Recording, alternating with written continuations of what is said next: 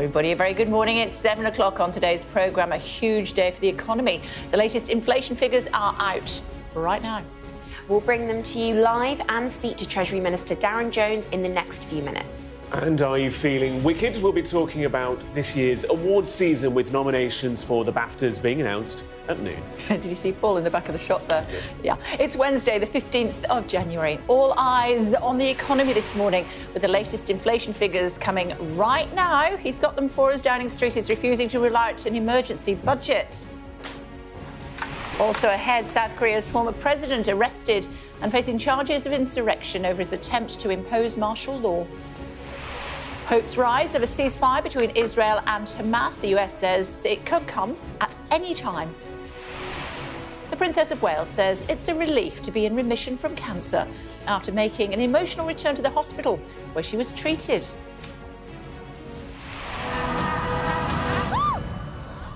You're green. I am.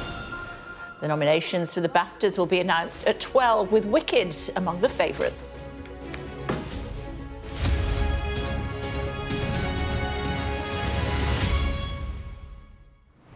We saw you getting those figures. Tell me. Marginally good news for the Chancellor and for the economy. Inflation running at 2.5% in December. I say that's good news. It's above the Bank of England's target of 2%, but it's below economists' expectations. It's 2.6% in November. The expectation was it would stay there. It's dipped slightly below that, 2.5% the inflation number in December. Below that, a more encouraging figure, core inflation.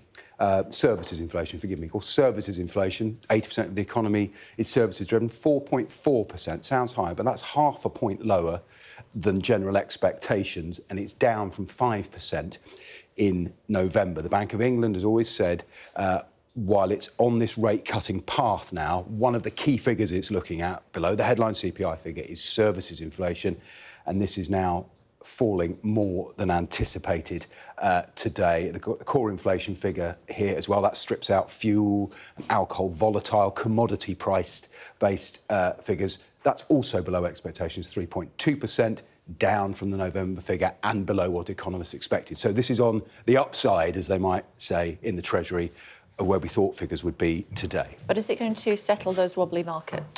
It won't harm the UK's prospects. There's a bit of to be clear, the markets, the cost of government borrowing for all developed economies has been rising. It's largely driven by what's been happening in the US. We have a new president coming, as you know. It's still, many of his policies will be inflationary, so the cost of US debt has gone up. The UK has largely tracked that. There's been a little bit of a premium on the UK, a bit of uncertainty about the Chancellor's plans, the prospects for growth. This will help, largely because it's not going to make a massive change, but largely this will bolster the view that the Bank of England will make at least some cuts in interest rates this year. It's only a couple of months ago we were expecting, perhaps the market's expecting 4 interest rate cuts in the year. That's changed to perhaps only 2. The expectations before these numbers were there was a 2-to-1 chance they would hold rates at the next meeting in February. That's key to this.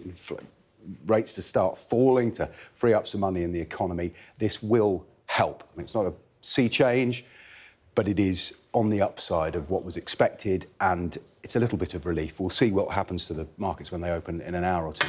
That was a BBC notification on my phone behind us, just saying. You need to mute those. I've done that. Done it. It's not a game changer, but it is some really welcome news. It is remarkable, isn't it, that the Chancellor's future has even been a subject of discussion in the last few days. For now, by my reading... What credence are you giving to that?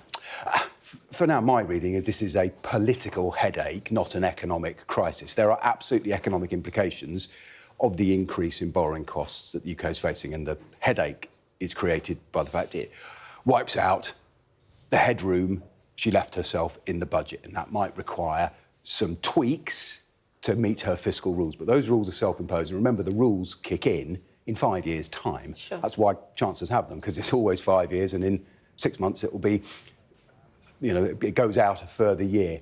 The real question for her is whether her budget is having a downward downward effect on growth and is in fact inhibiting the economy.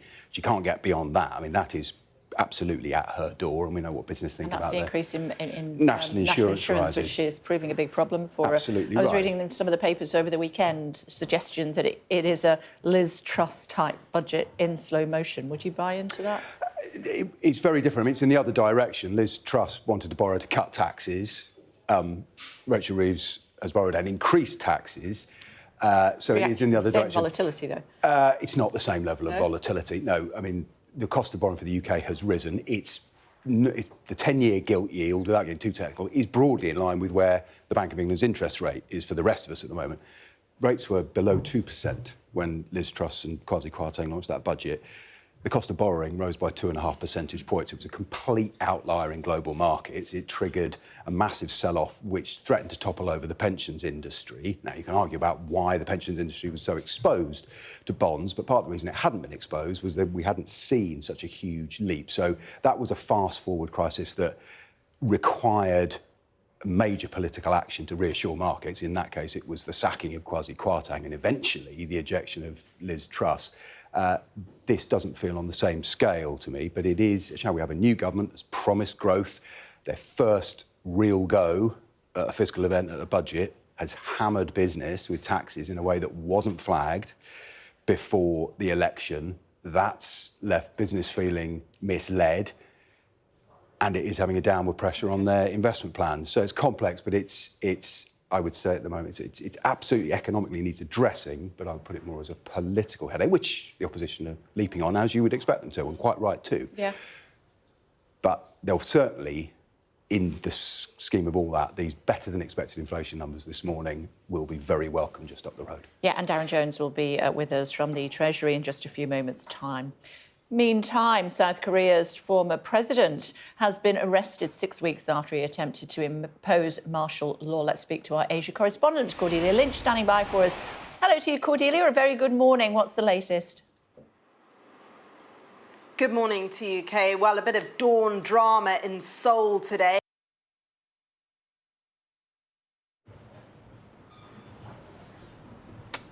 Not sure what's happened there. We'll put another 50p in the meter and sort that out. Oh, she's back. Sorry, we lost you a little bit there, Cordelia. You're back with us now. So sorry about that. What were you saying? Cut mid-flow, Kay. I'll try and go back to it. I mean, ultimately, there was a lot of drama this morning in Seoul because we saw police scaling fences and buses with ladders to try and get to President Yoon, who's been holed up in his residence, protected by his personal security. We saw this morning, for the second time, counter-corruption investigators move in to arrest him. This time, he did cooperate. He's been brought in for questioning. He is accused of insurrection. This goes back to early December when he decided to declare martial law. It only lasted 6 hours, but it was hugely controversial domestically and internationally too. Now, today he actually pre-recorded a message before he went with police in which he said that the arrest is still unlawful and that he's only decided to cooperate, ultimately to avoid any bloodshed. And as we understand it, he is still refusing to answer questions. But the opposition hope that this is the first critical key step in stabilising South Korea, and its reputation democratically has been somewhat tarnished by this whole episode. President Yoon not only faces those criminal charges, but also a possible impeachment too, which will be decided by the Constitutional Court. Now, the police have 48 hours to question President Yoon. They will then have to apply for a further warrant if they want to try and detain him for any longer. And if they can't, well, he'll be set free. So we'll have to wait and see what he has to say in the coming hours. OK, for now, thank you. Gareth is here. Good morning. What have you got for us? Bring up to speed some of today's other stories. Going to turn attention to Gaza first and foremost. Yeah. Hopes rising of a ceasefire deal between Israel and Hamas. The US says it could come at any time. Our Middle East correspondent, Alistair Bunkle, has more. After so many months and so many failed attempts, a ceasefire in Gaza and a deal to free the hostages could now be only hours away. Hostage supporters gathered outside the Prime Minister's office in Jerusalem as some of the families met with Benjamin Netanyahu to be briefed on the latest. He will be tested upon action and not words. And the only remaining question is whether all the hostages come back or not. If even one of them stays behind, that's a total failure. The deal is in 3 parts, but only the first phase of 42 days has been agreed. There is no guarantee Israel won't return to the fighting. Under the proposed deal, 33 hostages, women, children, the elderly and the unwell, will be released in the first phase. And an Israeli government official has told us that they believe, they don't know for sure, but they believe that most of them are still alive. But until it is signed and officially confirmed, the negotiators are remaining cautious. We do believe that we are at the final stages, but obviously until there is an announcement, there will be no announcement, and therefore we shouldn't be overexcited about what's happening right now. Secretary of Genocide, you have the blood of hundreds of thousands of innocent... In Washington, the final speech by the outgoing US Secretary of State was interrupted by angry protesters accusing the American government of war crimes for supporting Israel. We have spent... Thank you. I respect your views. Please allow me to share mine. Thank you. Appeal to your humanity. In Gaza, a ceasefire cannot come soon enough. Dozens of Palestinians were killed in Israeli strikes over the past few days. After this aggression stops, I will return my home and see all friends, all my family, see who is alive and who is died. We are very encouraged and hopeful of ending this war and this negotiation and trying to find a solution for ending this war, inshallah. On Monday night, the Houthis in Yemen fired more ballistic missiles at Israel in support of Gaza. The debris of one hit a house near Jerusalem. The Middle East is holding its breath and waiting. Alistair Bunkle, Sky News, in Jerusalem. Extremely critical fire weather warnings remain in place across Los Angeles this morning. Forecasters say winds are expected to pick up in the coming hours. 88,000 people are still under evacuation orders. The best-selling author Neil Gaiman has denied allegations of sexual misconduct by 8 women. The allegations reported by New York Magazine include claims of sexual assault and coercion.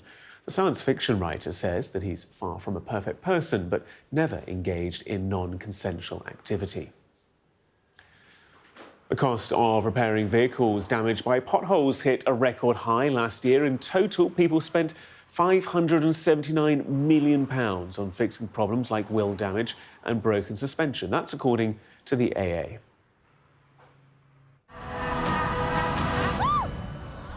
You're green. I am. The Bafta Award nominations will be announced later today, with Wicked, Emilia Perez and Conclave among the films tipped to be in the running. Kate Winslet could be making the leading actress shortlist for her role in the Sky original movie Lee. Meanwhile, Ralph Fiennes, Timothy Chalamet and Daniel Craig could get nods for leading actor. What's happening with Sven-Göran Eriksson's will? He passed away, didn't he, in August at the age of 76, Alice. But how much money did he leave behind? He owed about £8.6 million, so an enormous sum there, and most of that was to HMRC. And the reason why this has come to light now is his estate inventory was submitted to the Swedish Tax Authority yesterday, and it's been revealed that he did have assets of around £5 million, but so the debt is closer to £3.8 million, but it's still really significant. And his lawyers who've been speaking to The Sun today are concerned that that number of 3.8 could rise even further because they've still not received the total claims from HMRC or the interest owed on those tax debts. And it is pretty incredible to think that at the height of his career, he was such a high earner. I mean, earning £4.5 million a year. He passed away from pancreatic cancer last year, but it's really sad to see the state of his finances and his estate. What happened? It seems to be that he had quite a checkered financial history, I think would be fair to say.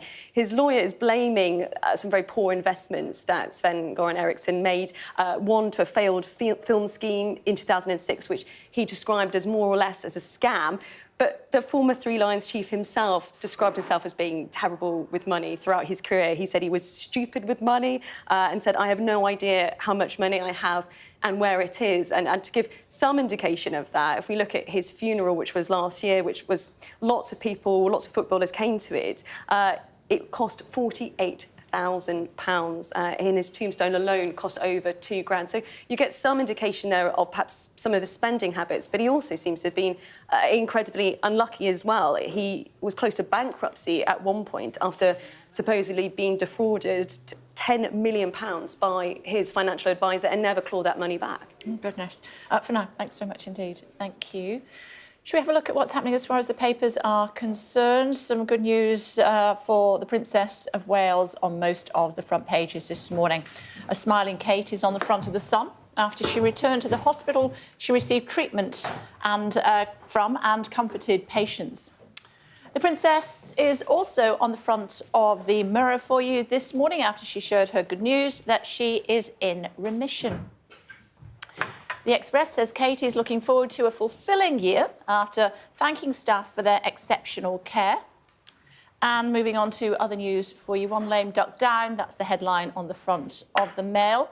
After Tulip Siddique's resignation, the government's second so-called lame duck, Rachel Reeves, remains in post.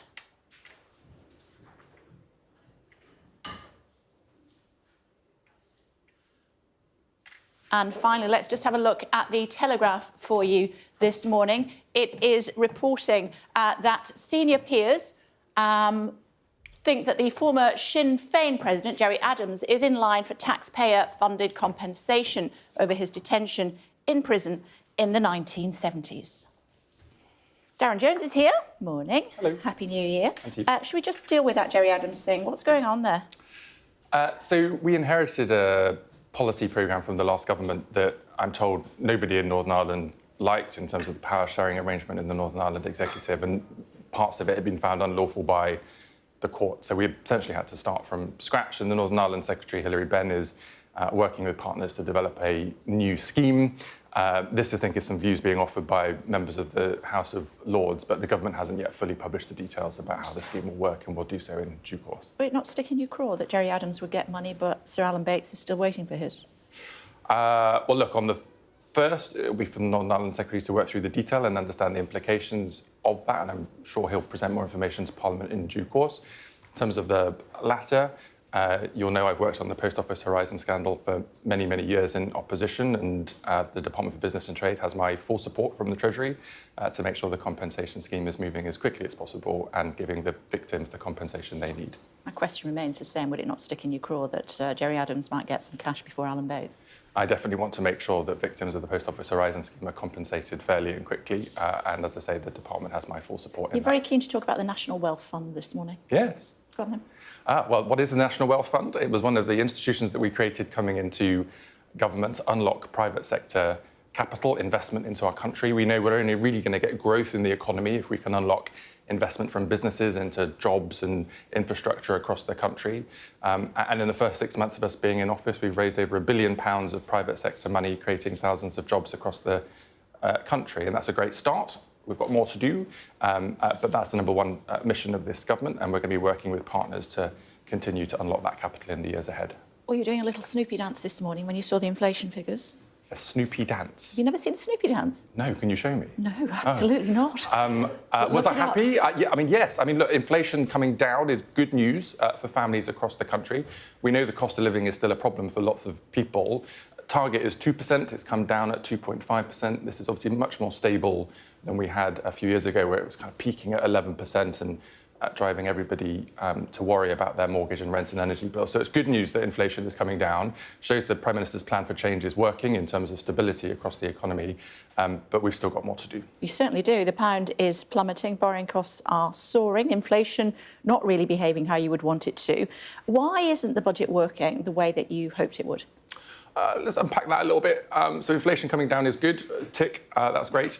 It's good. Yeah. It's much better than it has been. And, you know, as I say, we've got a long way to go. Well, it's 1, 2, 3 points above where we wanted to be. That's much better than when it was 11%, as I said last year. Well, that was for different reasons. But still, partly because of the government, and we're not in that situation now, and that's good news. In terms of borrowing costs, the rate at which the government pays to borrow money internationally, that has gone up in the last few days, in the same way that has in many countries, developed countries around the world. Hence the word soaring. Would we say soaring? I mean, it's increased for sure, and that means that borrowing is a little bit more expensive. But that's why the Chancellor's fiscal rules are so important. The first, that we don't borrow money for day-to-day spending in public services that has to be paid for by tax receipts, unlike what happened at the last government, which is why we have so much debt in the first place. And where we do borrow money, it needs to be investment into the country's infrastructure. Disputing the pound plummeting? And that has to fall as the size of the share of the economy. I can't give a running commentary on international kind of currency. Just cost me a fortune while I was away against the dollar. I'm just pointing that out. I'm sorry about that. No, you're not. You promised to turbocharge the economy, zero growth in the economy between July and September. What are you going to do about it? Increase taxes, cut spending? Well, our approach to growth, you'll have heard me say this before, stability, investment and reform. We've brought political and economic stability back to this country. That's welcome news. As we've already talked about with our National Wealth Fund this morning, that is already unlocking billions of pounds of money in this country that would not have happened were it not for our actions. And we're working really hard, and we've got much more to do on the reform side, whether it's on planning reform or the AI action plan the Prime Minister set out on Monday, and a whole kind of swathe of other policy areas, all underpinning our plan for change that the Prime Minister presented to the country. We keep being told that we need to give Rachel Reeves time. She's not the Manchester United manager. She's the Chancellor of the Exchequer. How much time does she need? Well, look, there's no denying that the economy that the Chancellor of this government inherited was one of low growth, high debt and public services on their knees. I think that's why the British people voted for change at the last election. It's going to take time. How long? Well, it depends what the specific question is, but what I can't tell you is... So we all feel better about our economy and our cost of living and the way that we spend our money? Sure. Over the course of this Parliament, as we go into the next election, the whole premise of the Prime Minister's plan for change is that people will feel the difference the Labour government makes. We're working really hard to do that. You've seen in the Prime Minister's plan for change on health, on more money in people's pockets, on more homes being available for people across the country. That's what we're working to deliver. We've been in for, 6 months now? Slightly longer. We've, wiped the slate clean with the budget. We've taken some difficult decisions at the start of our term in office in order to draw a line under the last government. And now we're working really hard, and this is, our first full year in government in 2025, to make sure that we're really focused on delivering the people's priorities as we set out in the plan. So how long before we feel better about the economy? Well, we want disposable income to increase, so people have got more money in their pocket. We want to unlock... It depends, Kate. I mean, give me a specific example. I'll tell you. I've just given you one. People at home this morning, when people are... No, the economy. So when do people feel that they've got more money in their pocket? Well, that should be happening on a continuous basis over the coming months and years. The fact that inflation is coming down to target, well, that means that's happening now, right, Kate? Because inflation is coming down to target, which means the speed at which the cost of product is going up is slowing. And so people will already start to feel that they've got a little bit more money in their pocket. But as I said at the start, we want to do more on that. We recognise it's still a challenge for people, and that's what we'll be doing over the course of this Parliament. Why won't Downing Street rule out an emergency budget? Well, we only have one fiscal event a year, one budget a year under this government. There's a clear commitment from us. So that will happen in the autumn, as it did last autumn. They're not ruling out an emergency budget? Well, we don't need an emergency budget. What we will have is already been announced on the 26th of March. The Chancellor So they're wrong not to rule it out? Well, the Chancellor will give a spring statement on the 26th of March. That was confirmed before Christmas. That's when she will So that could be an emergency budget? Well, no, it's publishing the forecast from the Office for Budget Responsibility. So why won't Downing Street rule it out then? Well, we're just going to have one fiscal event in autumn and a statement in the spring, and I will publish the spending plans for public services in June. So they're wrong not to rule it out. Yeah, that's right. Tulip Sadiq, as far as she is concerned, do you agree with the independent advisor that she says she should have been more alert to the potential reputational risks arising from her family's close ties with Bangladesh? So the independent advisor, this independent process is a brand new process that Keir Starmer set up coming into government because we were very clear that politicians, whether you're Prime Minister or otherwise, should not be part of this process. That's different to how it happened under the last Conservative government. And this process has been followed properly. So Tulip Siddiq referred herself to the independent advisor last week. It's moved very quickly. The independent advisor spoke to Tulip and tried to gather the facts. He was very clear in his letter that she had not breached the ministerial code. There was no improper behaviour on Tulip Siddiq's part, but because of what's been happening to her extended family in Bangladesh, as he recognised and as Tulip recognised, that has become a distraction for the government, and that's why she stood down. You used to answer my questions when you were in opposition. My question is, should she have been more alert to the potential reputational risks arising from her family's close ties? That is what the independent advisor has decided. Do you agree with the independent advisor?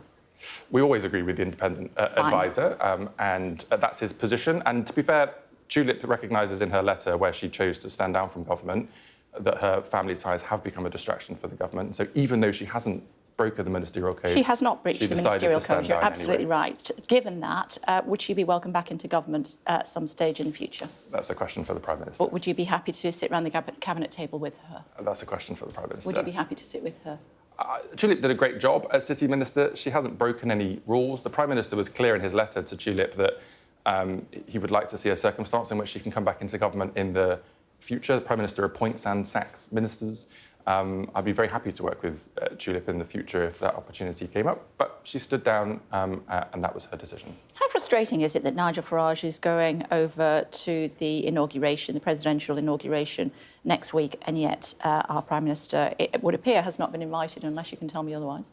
So I think it's normal, isn't it, for Prime Ministers not to go to the Nothing's normal inauguration? when Trump's in power. Sure. I think it's normal, though, that Prime Ministers don't go to the inauguration, but they then have a kind of bilateral state visit after they've come into office. And they're only 1 point behind you, Reform, in the latest polls. Well, I mean, look, we were elected with a landslide majority 6 months ago. Wide but narrow. Yeah, but, you know, landslide majority, that's how the House of Commons works.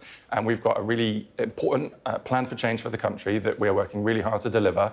And on polling, I'm sure we'll talk more about that as we get to the general election in 2028-29. Check out Snoopy Dance with the kids, they'll tell you. Good to see you. Thanks very much. Still to come on The Breakfast Show for you here on Sky News this Wednesday morning.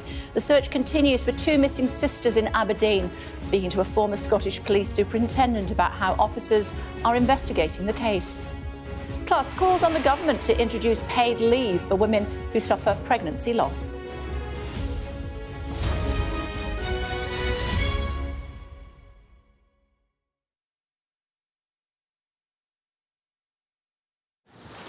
Many people have told me that God spared my life for a reason.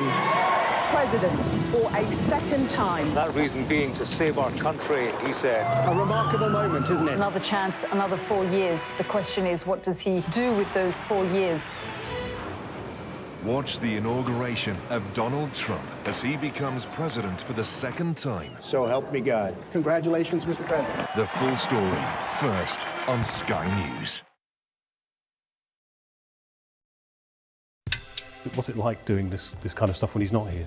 Yeah, I miss him. He just inspired me to be a better person. He's shown us what living looks like in the toughest and most difficult of circumstances. I'm Greg Milam, and I'm Sky's Chief North of England Correspondent. Mandatory evacuation, you must leave! For many people, Harvey is far from over. People here believe the water will be this deep for weeks. I've reported from around the world and around the UK. It isn't what politicians see from election battle buses, but what ordinary people see from the buses that shape the timetable of their lives. I feel like there's no trust between the people and the politicians. Labour's going to get in definitely, and they're no better than the Conservatives. It is almost impossible to predict where these fires will go next. Ida has certainly left its mark on New Orleans. It just feels heartbreaking. Cartels in Mexico are flooding America with the drug. We are standing on the supply line right into the heart of America's opioid crisis. This gives you an idea of the strength of those winds, strong enough to bend and twist metal. Sky News, the full story first. Christchurch has been changed forever by what happened here. There was a river of blood coming out of the mosque. That's a scene that you don't forget. Are you trying to run me over, Sir Philip? No, go away. Look like it, sir. Will you respond to those who made accusations, Sir Philip? Can you go away? very good morning to you all. Morning. Do you regret the tweet, Gary? There's no sign, publicly at least, of either side being willing to give ground. Brianna's dad told Sky News what he thinks of them. If I'm honest, I hate them. They're just evil. They'll always be monsters. Free wherever you get your news. How do you reassure the public that all of these mistakes wouldn't be made again? God forbid we should have to do this again. I'm James Matthews and I'm Sky's US correspondent, based here in Washington, D.C. Donald Trump, it would appear, is about to learn his fate. There's no doubting the strength of this hurricane as it roars through. Sky News, get the full story first. Do you fear a fourth indictment? He's from Sky News. He's from Sky News. He's entitled to ask me questions. There's always more to the news than a headline. We want to discover, to delve a little deeper, to find out what's really going on. Explanation, analysis, the people at the heart of every story. I'm Neil Patterson, and this is the Sky News Daily Podcast. So, by the end, we'll hopefully all understand what's going on in the world just that little better. Available wherever you get your podcasts. Hello again, everybody. Welcome back to The Breakfast Show. Coming up, the search continues for two sisters missing in Aberdeen. But first, Gareth has the headlines for you. Gareth, morning. Yes, good morning. Let's remind you of our top stories this morning. UK inflation has fallen to 2.5% in December, which was slightly lower than economists expected. The Office for National Statistics say the figure can be explained by a drop in hotel and tobacco prices. Treasury Minister Darren Jones told this programme the fall in inflation was good news, but the government still has more to do. South Korea's president has been arrested 6 weeks after he attempted to impose martial law. Yoon Suk-yeol said he was complying with the detention warrant to prevent clashes between police and presidential security services. Authorities say he's now refusing to answer any questions. And the US Secretary of State Antony Blinken says a ceasefire deal between Israel and Hamas could be agreed any time now. The agreement said to have been accepted by Hamas, with Israel still considering it.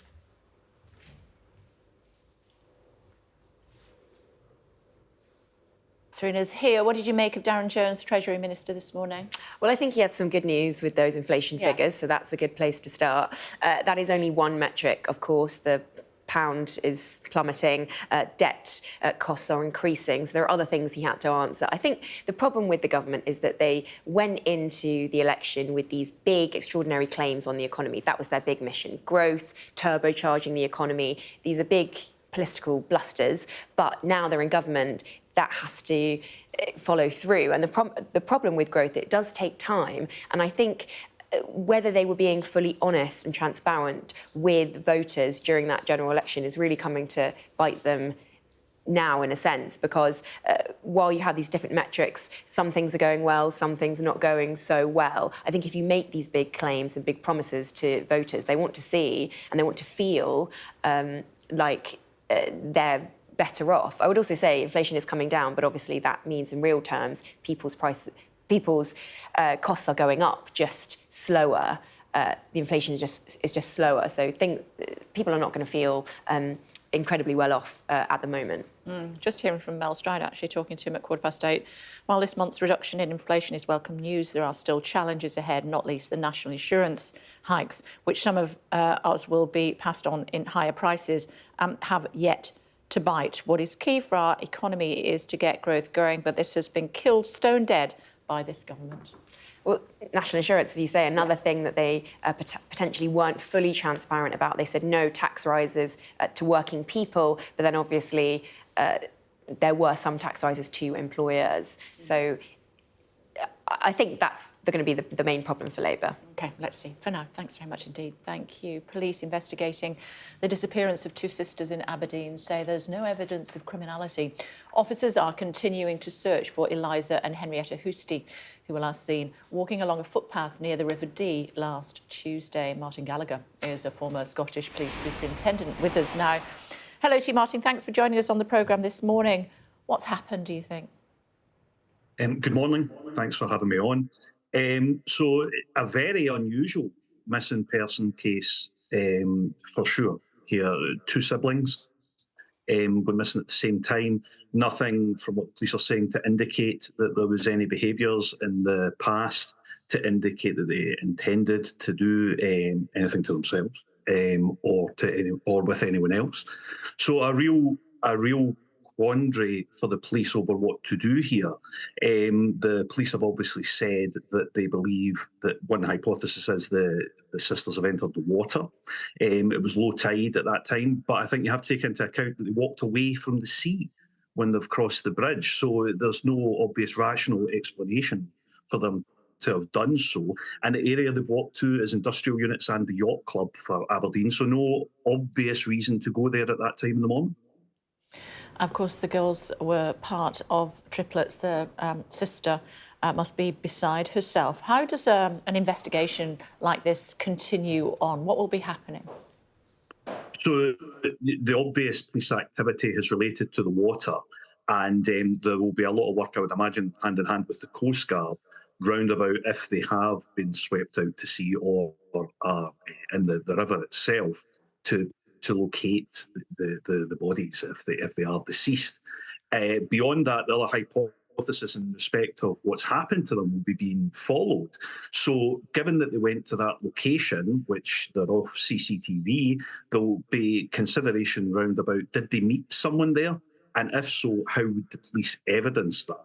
The police will also be making sure that there's no financial activity taking place on their cards and such. And I would imagine that phone evidence will be pretty crucial, particularly if they've gone to that area in the past, and that can be evidenced in some way by phones or otherwise, by witnesses, and inquiries around about why did they go there. Yeah, dash cam footage, CCTV footage, I'm guessing, is going to be crucial as well. Yes, definitely in that Esplanade area. I would suggest that the police will need to bottom out that the sisters did not leave, or that there's not a vehicle that's left that they could have been in the back of, for instance, and not seen.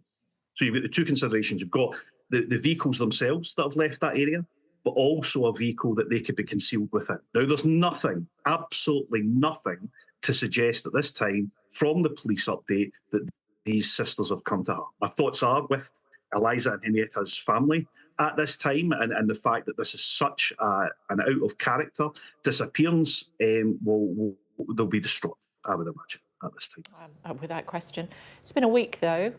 What do the police do next? Well, they'll continue the search and the tie-in with the Coast Guard, and I would imagine relevant academics and such round about where should they have been swept out to sea, where they may have gone. Because that's a lot of work and might never be resolved if that's the case. I think we have to bear that in mind, that might be the case, that they're never found if they've been swept out to sea.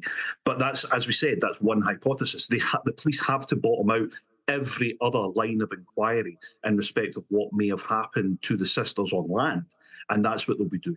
At this time, the uniformed police resources will be being assisted by what's called a police search advisor, and that's a trained and experienced officer who specifically works on inquiries like this and will have an evidential background about what has happened in similar cases in the past that they'll be basing these hypotheses on and informing the senior officers directing the inquiry round about. OK, for now, thanks very much indeed. Thank you. Let's hope they're found safe and well soon. Thank you. Yes, thank you very much. Women who have a miscarriage in the first 24 weeks of their pregnancy aren't entitled to paid bereavement leave. Campaigners say that's wrong and have called on the government to change the law. Siobhan Freeman-Powell reports. When we got that first positive pregnancy test, that was it, you know, sort of planned the nursery, thought about names, and, you know, I was living 8 months in the future, sort of had that rug pulled out from under us. It's been a long road for Tess and her husband, trying to build the family they always dreamed of. In 2020, Tess experienced her first pregnancy loss at 6 weeks. But sadly, it wouldn't be the last. 2020 we had 2 losses, and 2023 we had 4 losses. So those 2 years where, you know, we were just scrabbling to survive, it became all-consuming. The physical recovery was a lot more straightforward in that, you know, it was pre-planned, you knew what to expect, whereas the grief of the emotional recovery sort of came in waves. It's estimated that more than 1 in 5 pregnancies end before 24 weeks. Around 10 to 20% of pregnancies end in early miscarriage in the first 12 weeks. Approximately 3,300 women per year are forced to terminate their pregnancy for medical reasons. In 2020, those who experienced a stillbirth after 24 weeks became entitled to statutory parental bereavement leave. But this does not apply to those who experience a miscarriage pre-24 weeks, meaning sick pay at low rates is often the only option, which some MPs say is inadequate. When I was miscarrying in what would be classified as a more normal workplace, yes, I took sick leave, and actually what I felt was that you should have been able to take bereavement leave. And there were times where I wasn't as open with my colleagues as I could have been, so it's time now to end that stigma that so many people feel.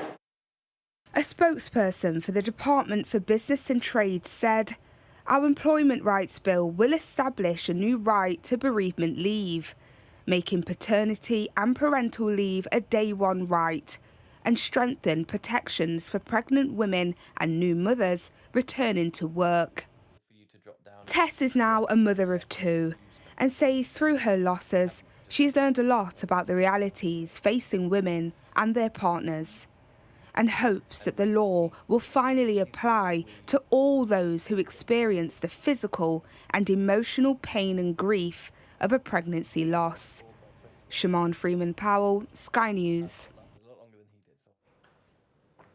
Talking about that in more detail throughout the course of the programme for you here on Sky News Breakfast Wednesday morning. Let's take you to Mozambique now, where there have been weeks of violence after a disputed election. The new president will take office today. Our Asia-Africa correspondent, Yusra Elbagia, joins us now from Mozambique's capital, Maputo. Hello to you, good to see you. What's planned for today? Okay, we are in the heart of Maputo, Mozambique's capital, just in front of Independence Square, where President-elect Daniel Chapo will be sworn in as the country's next leader. But the controversy around this inauguration has been felt. The opposition leader, Venancio Mondlane, who says the election was rigged in favor of the ruling party's candidate, Daniel Chapo, has called for a national strike. The streets have been empty over the last few days, and we've also been with protesters who were shot as we were standing there filming with them. But now they've made it very clear that they're not letting anyone get near this inauguration. As we were driving in, the heart of Maputo, where thousands of people live, has been cordoned off at least for around a 1 kilometer radius. There's military on the streets. Power is being fully protected here in the heart of Mozambique, though we do expect to see some sort of response. People have showed their discontent over at least 3 months since the election results were declared. And for Limo, the ruling party, for many people, are on borrowed time. They've been governing the country for 50 years after freeing it from Portuguese colonial rule in 1975. They've been marred by corruption cases. One case was $2 billion worth of US secret loans. People are hungry. They're suffering from a terrorist insurgency, an ISIS-linked insurgency in the north of Mozambique. They're getting rammed by cyclones year after year. There's just a sense that people are fed up as the elite cling on to power today in this inauguration. OK, thank you. Still to come on The Breakfast Show for you here on Sky News Wednesday morning. You're green. I am. A wickedly exciting day for the world of film and television. The Bafta nominations are announced at midday. We'll take you through the favourites next.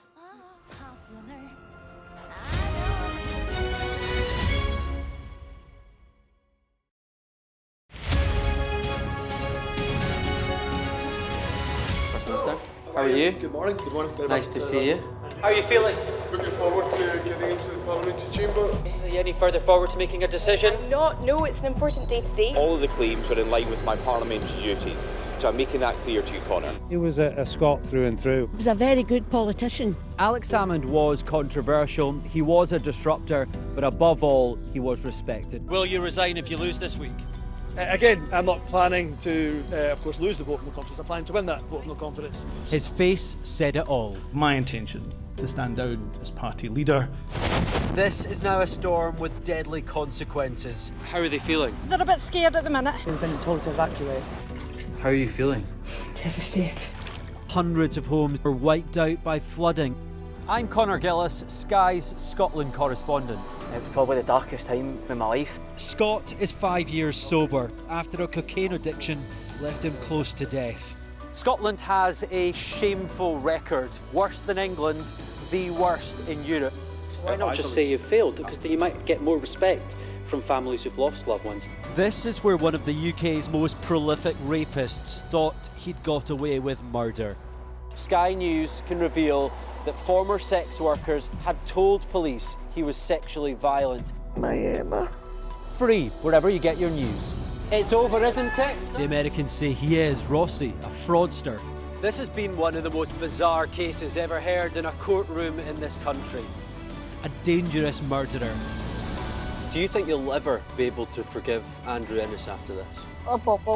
She said she can forgive him, but as long as he's behind bars. By doing the right thing, it's destroyed your life. They terrorised me. They intimidated me. Sky News, the full story first.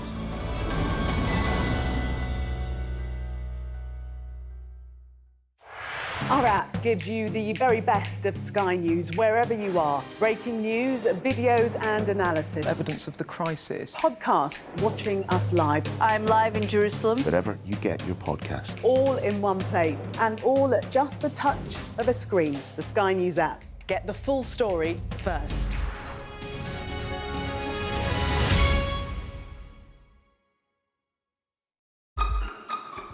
We've got your Sunday mornings covered. From the front page and the sounds of the streets to the voices of the people who make the major calls and big picture politics beyond Westminster. We'll put you at the heart of our story. A new start to Sunday. I'm ready. Are you? Join me, Trevor Phillips, Sunday mornings on Sky News. Caroline is here to talk to us about Bafta nominations, putting me to shame with my little piece of paper. Yes. Very well organised. Well, I just didn't want to drop a ball because there are so many films in contention. I mean, they will be shortening down the list, but some of them, so Best Film, they've told us that 10 films will be going through at lunchtime today, and there are only 10 names on this list. So some of them, easy, yeah. It's a done deal. But yes, there are still a few more to siphon through. And of course, after the Golden Globes, where it's divided into comedy and musical and also drama, BAFTAs and every other awards this season, it all becomes about filtering through just the best. We'll go on to the individuals in a second, but this list then, there's 10. Who might we see? I guess, well, there's Wicked's been on there, that's all that counts. Yes, Wicked. Wicked's made $700 million at the box office, so they cannot ignore that at this award season. So many more awards now are about accepting that audiences do have a voice. I would say look out for The Brutalist. Adrian Brody is very hot ticket for a repeat Oscar later in the season. I mean, The Brutalist is extraordinary, about a man who moves to America and follows the dream, and of course then we see the fragmentation of that dream. Emilia Perez, big talk following Golden Globes. They cleaned up. I mean, a surprising choice, a Mexican musical, come comedy, come drama, come thriller, all of those things. And The Substance, we have to mention Demi Moore after her Golden Globe win as well. I mean, this is the first award she's ever won, as she has said, in a 40-year career. Just remarkable. So that would be quite the story if she does make it through to the end of the award season. And just two, even if she just has a Golden Globe and an Oscar and possibly a BAFTA, then she'll think that she's doing all right. As somebody famous once said, the Brits are coming. They did. Colin Welland. I mean, from Mutiny Willows 40 years ago. They still are. You said, what's the B for? It's for British because, yes, in the actor and actress categories, so many names. Daniel Craig in a very different post-Bond chapter of his life in Queer. Dev Patel. And this is the long list, I should say. Dev Patel is from Slumdog Millionaire? Yes. That was his big breakthrough. Harrow. Did you know that? I did not.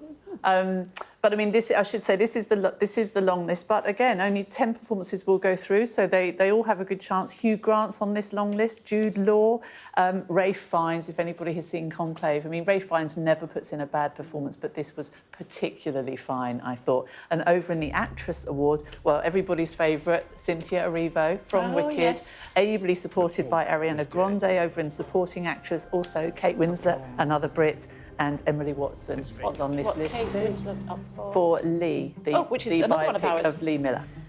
Yes, another Sky original. Well, there we go. Doing great this year. Yes, you're Absolutely great. Yes, you're doing well. Oh, fantastic. How important are the BAFTAs? Well, this year they're incredibly important because, as we've seen with this terrible disaster engulfing California, it has thrown award season into chaos. Not that that is anyone's priority, I'm sure, but it does mean that the Oscar nominations have been delayed not once but 3 times now. It means that there's all sorts of questions about what events are going to go ahead, whether they're going to be online, whether they're going to be just done in a very subdued fashion as they were during lockdown.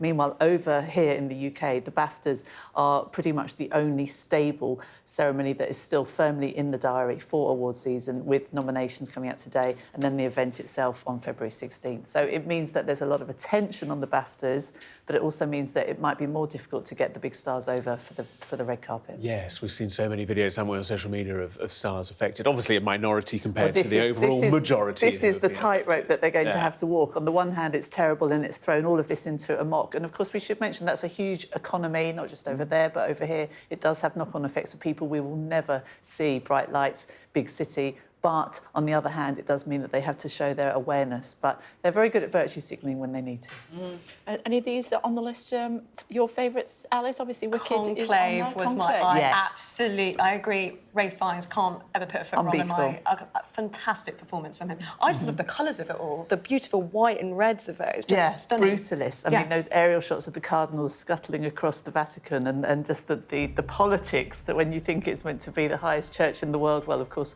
we know that it's sometimes found wanting, but never more so than in this film. I love the power play. There was just so many good sort of moments between so many of the characters, wasn't it? Amazing. This passed you by? I haven't seen it. I really want to see it, and I tried to. I got kind of, you know, when you start searching to see what streaming platform it's on, and then you think you've just found it, and then it's you've got to subscribe because it's out actually on the 25th. So I kind of gave up over Christmas.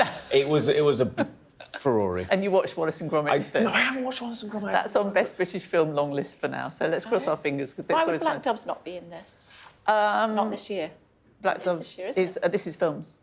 Oh, because it's a 6-parter, isn't it? Yes, so Ben was sure. So yes, very good, you got me onto that. It was very good. Yeah, you enjoyed it. Didn't I did. You? It was very, very Sarah good. Lancashire, what a brilliant actress. Again, can she do any wrong? No. I mean, after Happy Valley, I mean that performance and that. Yes. But I mean, they'll get their turn come the TV section of the BAFTAs later in the year. Of course, because it used to be all one, didn't it? And then they split. Oh, that interminable evening, and they realised that they actually could afford to divide and I divide spent rule. 4 years one night at the Palladium in the BAFTAs. But we actually won. It was the first time we won a BAFTA at Sky News for our coverage of 9/11. So yes, it was very much worth it. We were very shocked, but also delighted that we had. Thank you very much indeed. Thanks, It's always great to see you. Thank you. Let's talk about the Princess of Wales. She says it's a relief to be in remission from cancer. Yesterday, she thanked staff at the Royal Marsden Hospital, which is where she was treated. She was also met fellow patients, and this little VIP. Here he is. This is Scout. There he is, just underneath the banner there. There he is.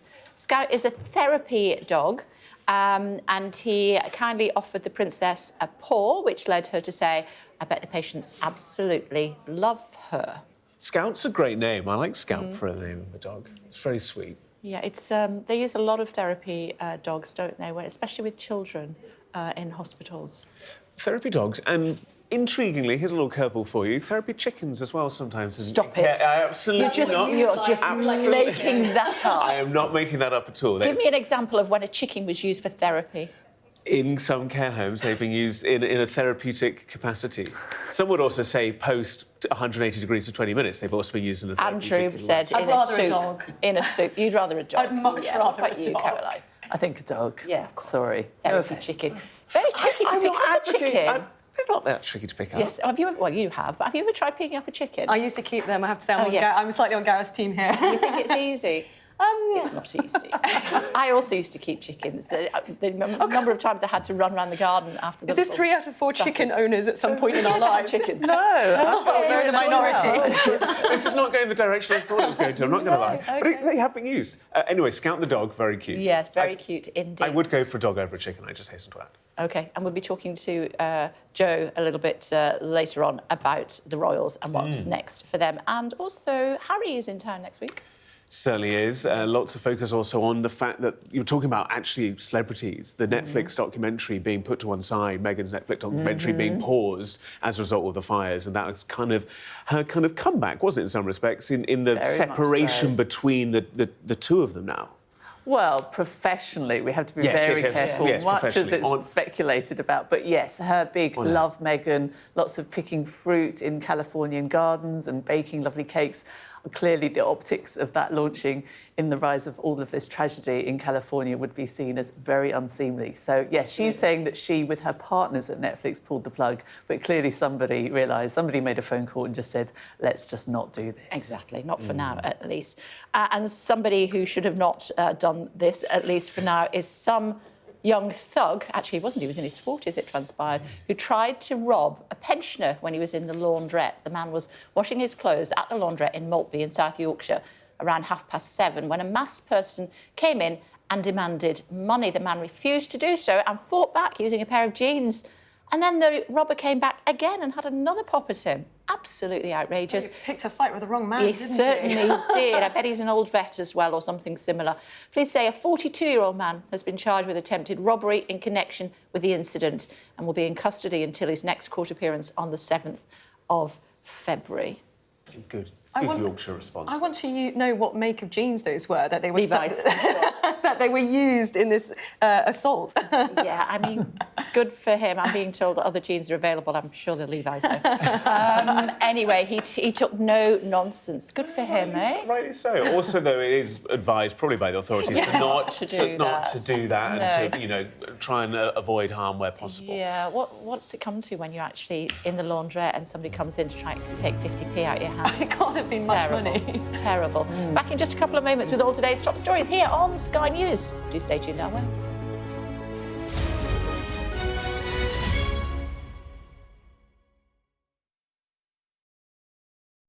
Weeknights on Sky News. This is your chance.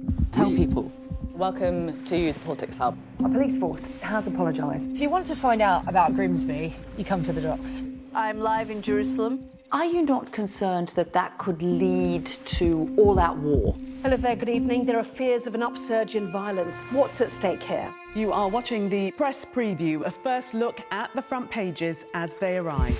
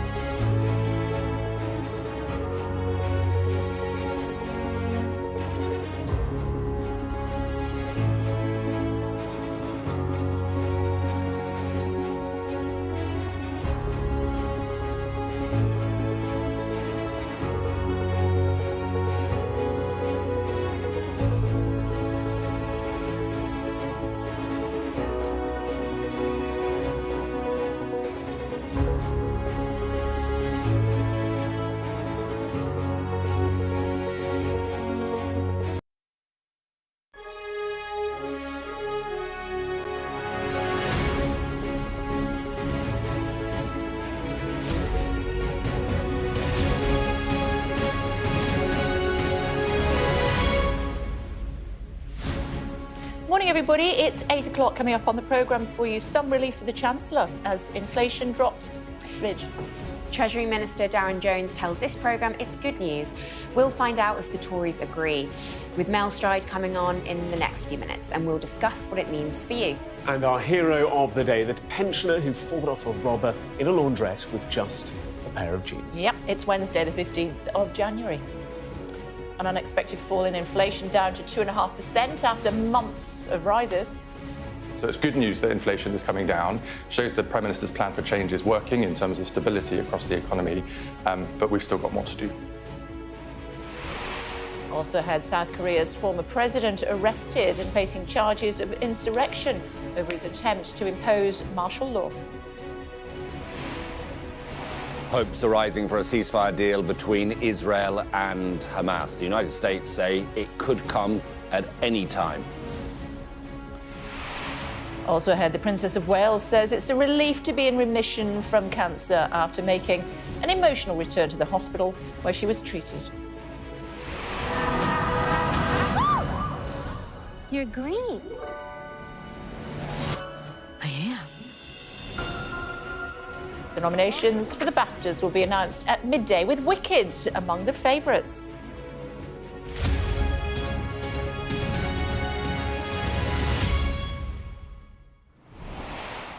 Morning, everybody. Some breaking news this morning for you. An unexpected fall in inflation to 2.5%.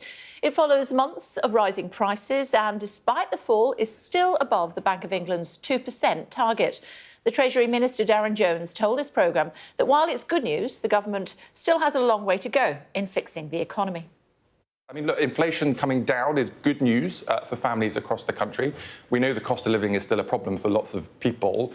Target is 2%. It's come down at 2.5%. This is obviously much more stable than we had a few years ago, where it was kind of peaking at 11% and driving everybody to worry about their mortgage and rent and energy bills. So it's good news that inflation is coming down, shows the Prime Minister's plan for change is working in terms of stability across the economy, but we've still got more to do. You certainly do. The pound is plummeting, borrowing costs are soaring, inflation not really behaving how you would want it to. Why isn't the budget working the way that you hoped it would? Let's unpack that a little bit. So inflation coming down is good. Tick, that's great. It's good. Yeah. It's much better than it has been. And, you know, as I say, we've got a long way to go. Well, it's 1, 2, 3 points above where we wanted to be. That's much better than when it was 11%, as I said last year. Well, that was for different reasons. But still, partly because of the government, and we're not in that situation now, and that's good news. In terms of borrowing costs, the rate at which the government pays to borrow money internationally, that has gone up in the last few days, in the same way that has in many countries, developed countries around the world. Hence the word soaring. Would we say soaring? I mean, it's increased for sure, and that means that borrowing is a little bit more expensive, and that's why the Chancellor's fiscal rules are so important. You're agreeing with his terminology rather than mine. The pound has fallen. We're just discussing whether it's plummeting or not, but language is malleable. The numbers aren't malleable, but they are welcome today. 2.5% CPI inflation. The expectation was it would be 2.6%, so level with, these are December numbers, level with November. So a surprise on the upside, as they say in the markets, very welcome, given the kind of questions that Darren Jones quite rightly is having to field there. Some underlying numbers that are even more encouraging. I would suggest core inflation, which you strip out volatile elements like fuel prices and the like, down to 3.2% from 3.5%. That was 0.2% lower than expectations. And services inflation, services drive the UK economy, down a full 0.5%, more than that, to 4.4% from 5% in November, again ahead of expectations. So that's a lot of numbers. What's it telling us? It's telling us that the increase in prices, the persistently high, sticky inflation that the Bank of England has warned about, driven by the services economy, underlying inflation that's kind of stuck after that big inflationary spike caused by the war in Ukraine and energy prices. After that's receded, inflation's been stuck. The Governor of the Bank of England has said until they start to see that fall, they're not going to continue, that's the implication, on the rate-cutting path. Well, there's signs that those numbers are receding, that some of the stuck inflation is falling away. So that will give the bank pause for thought. The markets, a little bit of movement in one number today. The expectations, markets price in the chances of a rate cut. The Bank of England meets next on February the 6th. It was a 2-to-1 chance before these numbers. It's now a 3-to-1 chance, a 74% chance of a rate cut in February. Now, again, it's more numbers, but it shows the market expectation is leaning more towards a rate cut, so that's a more benign picture for the government. We still are facing higher borrowing costs than we were a week or two ago because of the bond markets. That has largely been driven by the US, by the impending inauguration of President Trump, tariffs and other policies he suggested, seen as inflationary. We can't buck that market in the UK, but there has been a little bit of anti-UK sentiment. What's been interesting is that this market move, and particularly the pound, however we describe it, that decline, which is unwelcome, has been triggered in the last week without any economic data to trigger it. There's been no event to turn the markets a little bit against the UK. It's been vibes. We now get some data today, and it's better than anticipated. We get some more tomorrow. We get growth figures for November. Expectation it'll be pretty tepid, 0.2%. If that is borne out, if it's a bit higher, that would be welcome. But we're starting to get some numbers to set market sentiment against, and we'll wait and see how the bond markets and currencies respond this morning. Politically? Politically, I think it's welcome news. The Treasury is obviously a bit of a hot zone around it. They just lost a minister yesterday with Tulip Sadiq. So I think this will be a good morale boost, also a bit of sign of confidence to the backbenchers who were feeling a bit shaky about Rachel Reeves. So I think they'll latch on to this heavily. But as you're saying, that it's just one piece of the puzzle. And I think matching their promises and their big rhetoric that they promised in the general election, all of this big talk of growth, turbocharging the economy, I don't feel as if voters feel like they're quite there yet. Interesting. As an aside, Michael Parkinson always used to say, write the name of who you're interviewing on the top of the page, because he once forgot John Wayne's name when he was interviewing him. That's one for the kids there. Both Parky and John Wayne. It was really interesting. Darren Jones this morning, you asked him about an emergency budget. He said, we don't need one. Yes, he did. And that's the message they want to get out. Yeah. There's nothing to see here. Calm. Now, that's all very well to say, we don't know how much it's costing the government to borrow. And if that has broken the spreadsheet and said that the headroom's gone, they'll have to do something. Let's wait and see for both of you for now. Thank you very much indeed. Thank you. South Korea's former president has been arrested 6 weeks after he attempted to impose martial law. Let's speak to our Asia correspondent, Cordelia Lynch, who's standing by for us. So he's in custody but saying nothing. That's right. I think he wanted to show that he was willing to cooperate, but it's clear he doesn't want to answer any questions yet, Kay. He was arrested this morning in freezing temperatures. We saw police and corruption investigators scaling buses that were blocking the entrance into his residence, trying to navigate around barbed wires and taking ladders to try and finally get to him. President Yoon has been holed up in his residence for weeks now, and we've seen this division between his private security and the police. It's the second time the police have tried to arrest him. He delivered somewhat of a parting shot this morning. In a pre-recorded statement, he told the people of South Korea that the arrest was unlawful, but he was deciding to go with police to avoid any future bloodshed. Now, police have 48 hours, Kay, in which to question him. They would need to appeal for another arrest warrant if they want to detain him for any longer. There is another probe that he also faces, an impeachment investigation. He's accused of insurrection. Now, it was back in early December, you'll remember, Kay, that he declared martial law so controversially. It only lasted for 6 hours, but it threw South Korea into deep political turmoil. It damaged its democratic reputation internationally. And we see now the opposition party really trying to establish some kind of order. The president, though, saying that law and order has basically been thrown out of the window, and he isn't showing any sign of capitulating yet. OK, for now, thank you. Thanks very much, Cordelia. rest of today's top stories for you now. Yes, good morning. We're going to turn our attention to Israel and Gaza because hopes are rising of a ceasefire deal between Israel and Hamas. The United States says it could come at any time. Middle East correspondent Alistair Bunkle joining us now from Jerusalem. And Alistair, we continue to watch and to wait. Yeah, I mean, it's probably moving slower than a lot of people would hope. But I have to say, I've been speaking to various people on multiple sides this morning, and I'm not getting any sense that the delay is down to any objections in particular. No one's sort of conveying the sense of bad news. I think it's more down to what's been described as the sort of the mechanism of implementation. So it's the real sort of nitty-gritty about how exactly the ceasefire would work. And for example, the IDF need to provide maps as to exactly where their forces would withdraw to within Gaza. So it's that kind of little detail, and as long as that can be worked through in the coming hours, then I think everybody's expectation is that the ceasefire will be agreed. I mean, it still will need Security Cabinet approval and sign-off here in Israel.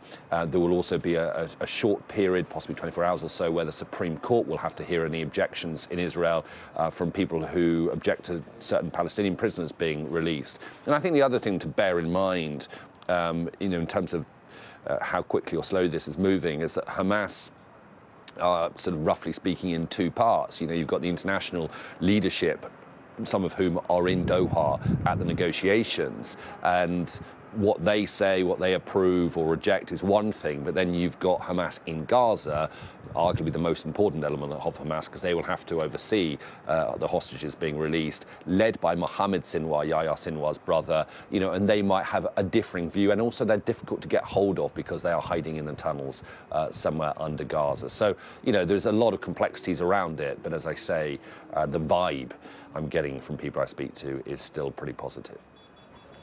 Alistair, joining us from Jerusalem, thank you. Extremely critical fire weather warnings remain in place in Los Angeles this morning. Forecasters say winds expected to pick up in the coming hours. 88,000 people are still under evacuation orders. The best-selling author Neil Gaiman has denied allegations of sexual misconduct by 8 women. The allegations reported by New York Magazine include claims of sexual assault and coercion.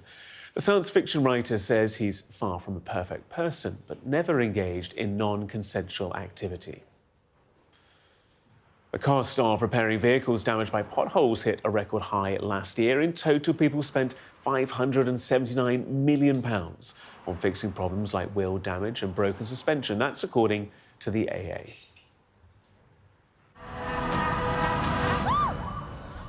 You're green. I am. The Bafta Award nominations will be announced later today, with Wicked, Emilia Perez and Conclave among the films tipped to be in the running. Kate Winslet could make the leading actress shortlist for her role in the Sky original movie Lee. Ralph Fiennes, Timothée Chalamet and Daniel Craig could get nods for leading actor. Let's talk about Sven-Göran Eriksson. He died owing the taxman how much? £8.6 million. That's how much he owed. Almost all of that, £7 million, was to tax authorities here in the UK. And the reason this has come to light now is yesterday his estate inventory was submitted to the Swedish tax agencies, which revealed he did have assets of £5 million, so the debt is actually £3.8 million. But the worry is that debt figure could actually rise, because this is an interview that the Sun have done with his lawyer, which said that they've still not received the total claims for HMRC or the interest owed on those tax debts. So that number could rise significantly. And it is incredible to think that at one point he was such a high earner. I mean, when he was the England manager, he was earning about £4.5 million a year. What happened? How can he owe all this money? Well, if he owes the taxman £7 million, he must have earned at least 15. I know. It seems to be a combination, I would say, from my superficial analysis of a bit of bad luck and bad management. I mean, he himself admitted to being very poor with money. I mean, he said, I have no idea how much money I have and what to do with it. I mean, his lawyer blamed some very poor investments that he made into a failed film scheme, which his lawyer described as more or less a scam. He had quite a lucrative lifestyle in life and in death. I mean, if you look at his funeral, it cost £48,000 alone. But then he also seems to have perhaps been a bit of a victim as well. I mean, he was almost close to bankruptcy at one point, having been supposedly defrauded of £10 million by his financial advisor. So a huge number of issues at play there. But yeah, he sadly has got £8.6 million that he owes to a number of different groups, most of them to tax authorities here in the UK. OK, for now, thank you. Thanks very much. Now, the Princess of Wales, good news, is on lots of the front pages this morning. A smiling Kate is on the front of the Sun. After she returned to the hospital, she received treatment from and comforted patients who are in turn being treated there. The Princess is also on the front of the Mirror after she shared her good news that she is in remission. And the Express says Kate is looking forward to a fulfilling year after thanking staff for their exceptional care. Moving on to other news, one lame duck down, that's the headline, on the front of the Mail. After Tulip Siddique's resignation, the government's second so-called lame duck, Rachel Reeves, remains in post. Let's talk about that with Mel Stride, Shadow Chancellor, who is with us this morning. Is she a lame duck? Well, I think she's got a huge challenge, and I think the performance so far has been very, very poor, to the detriment of us all, because what we've seen is a government that's come in, said that it's going to generate lots of growth. They've actually talked down the economy, taxed the living daylights out of businesses. As a consequence, growth has been killed stone dead. We've seen some slightly better news on inflation, but it's still above target. We talk about that in a minute, but it's still above target nonetheless. And we're all seeing unemployment rising, downward pressure on wages due to the decisions that this government has taken. And of course, we've seen that translate, in part at least, into the bond market moves more recently.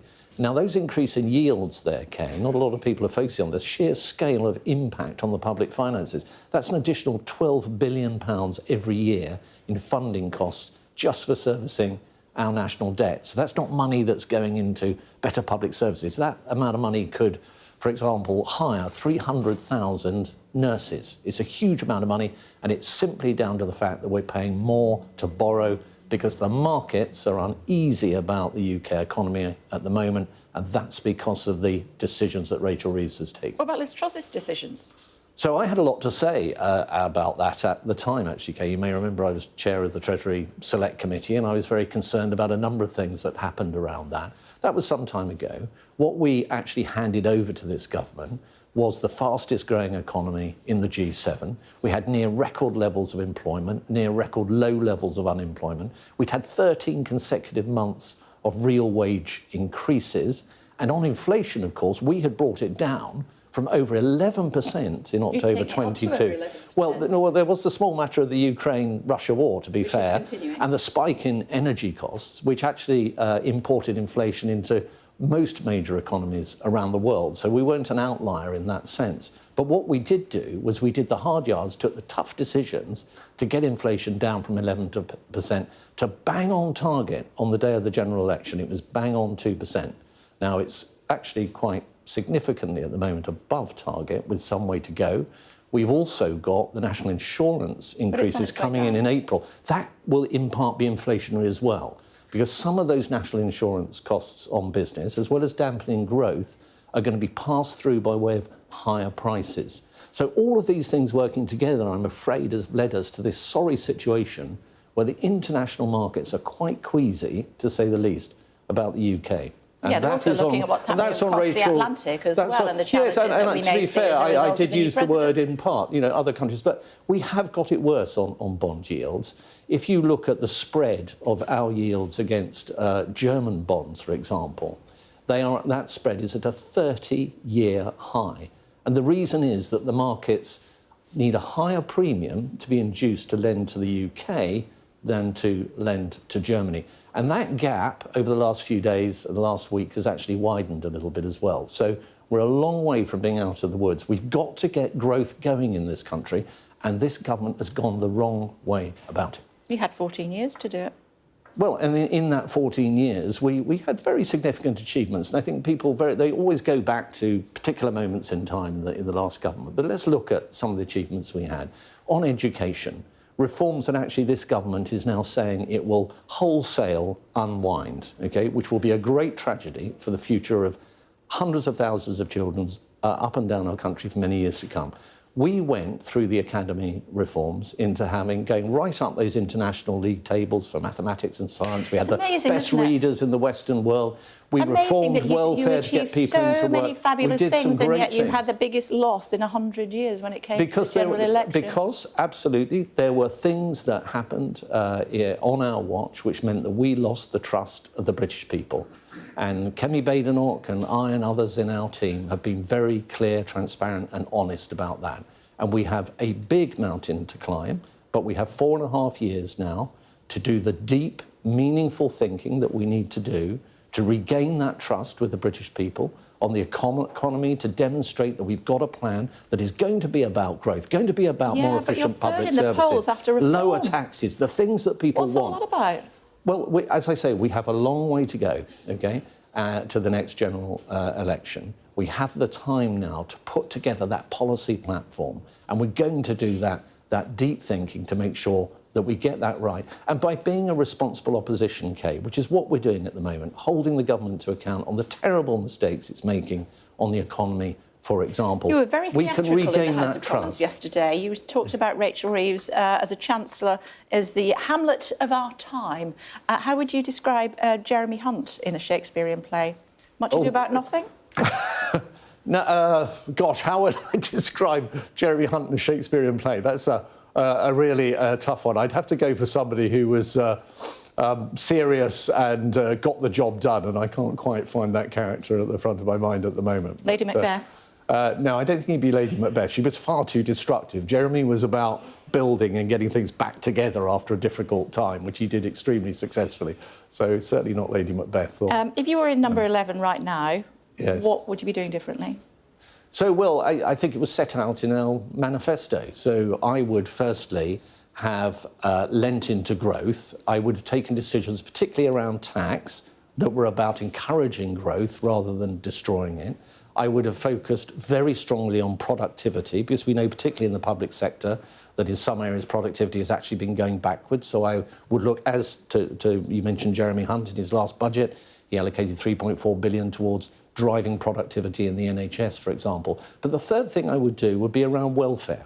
I would, and when I was Secretary of State at Work and Pensions, I actually drove about £5 billion worth of savings across welfare by reforming it such that people were getting into work rather than staying on benefits. Because you were taking the benefits off them, so they had no choice. Well, no, we were helping people into work. Well, it's important. You know, when you've got almost 3 million people on long-term sickness and disability benefits, that is an issue that you cannot duck. And we were not ducking it. And we would have gone, were we in government, we had plans to find another 12 billion in savings. Now, this government has completely ducked the welfare issue. 14 years, Mr. Stride, to do it. It's always, you know, hindsight's a well, thing, the issue isn't it? around welfare, to be fair, Kate, the issue around welfare particularly emerged after the pandemic. Well, it was particularly acute after the pandemic. It rose on the long-term sickness and disability front, which is where a lot of those savings need to occur. Because it's not just the expenditure today, it's the projections, the forecast of where these numbers are going to move over the next 5 years.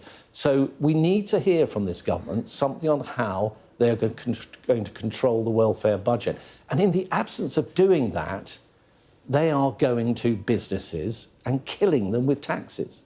It's a choice. You could get the welfare bill down and spare businesses that pain and grow the economy, and we would all be better off. Tulip Siddiq, do you think you've been fair to her with the criticism? I know she stepped down yesterday. Well, I think we have always said all along that you cannot have a minister in a role, for example, responsible for anti-corruption, when you have the kind of issues swirling around her. She didn't breach the ministerial code, though, did she? Well, although Laurie Magnus didn't give her exactly a completely clean bill of health, he did say that he didn't get, I think the term he used was comprehensive comfort on the issues that he looked at, and there was an absence of information in certain areas and so on. But you are right, the headline is that he cleared her, and that should be acknowledged. But nonetheless, you can't have a minister that has a key part of her portfolio with that surrounding her, such that she's not in a position to do her job. Now, Rachel Reeves went to China. One of the reasons I understand that Tulip Siddiq did not go to China was because of this very issue. So that is an example of her not being able to carry out her role. I think the real story is why is it taking so long? Why are you critical of the Chancellor going to China? I don't get that. I mean, it's Because the second biggest economy in the world. Why would you not want to do business with it? Of course, and we do. And there's a time for everything. You know, previous Conservative chancellors and prime ministers went to China to talk to China. But the reason is that when you've got a critical situation in the bond markets with yields spiking up, with huge additional costs that are coming as a consequence of that, that is the time to be at your station steadying markets. And that's what any chancellor should do under those circumstances. Now, I had an urgent question in the House of Commons before Rachel Reeves left for China, an opportunity for her to have come to the House to do that settling of the markets, or tell us whatever she was going to tell us. She's busy fixing the economy. Well, she shouldn't be so busy that she doesn't step in at the appropriate time when it comes to steadying markets. That is a primary role of a responsible chancellor. Now, she didn't turn up for that urgent question. She sent her deputy, and I don't think that's good enough. And that was before she got on a plane to go to China. So this is kind of a bit tone deaf, I think, on some of the things that really matter to the UK economy at the moment. Because we're all going to pay the price for this, Kay. Higher mortgages, higher unemployment, higher inflation, lower wages, all of these things are going to feed through in time. The flip side to that is they're turbocharging the economy, is what we're being led to believe. And well, where's the evidence? I wish they were. Kay, I really wish they were, but they're not. I made this point to the Treasury Minister this morning. Look at the data. Give us time. Look at the data. He said, give us time. Well, how long do you need? Look at business confidence. 4.5 years. Look at the business confidence at the moment. All these surveys, it's fallen through the floor. So we need a Chancellor and a Treasury that is out there reinstating confidence in the British economy. And back to your China point, I think hopping on a plane to go and sign some arrangement that actually was 120 million a year. In the meantime, in the last week, £12 billion of additional spending on servicing costs, debt servicing costs, has accrued. It's a drop in the ocean. I think it was 600 million, the but priority I'll give it to you. It's over markets. 5 years. OK, it's good to see you as always. Thank Nice you to very see much you too. indeed. Thank you. Still to come on The Breakfast Show for you here on the Sky News. Will Israel and Hamas agree to a ceasefire? We'll have more on the humanitarian crisis in Gaza and why it is so desperately needed. Class a surprise fall in inflation, but prices are still rising. We'll get some advice on how to manage.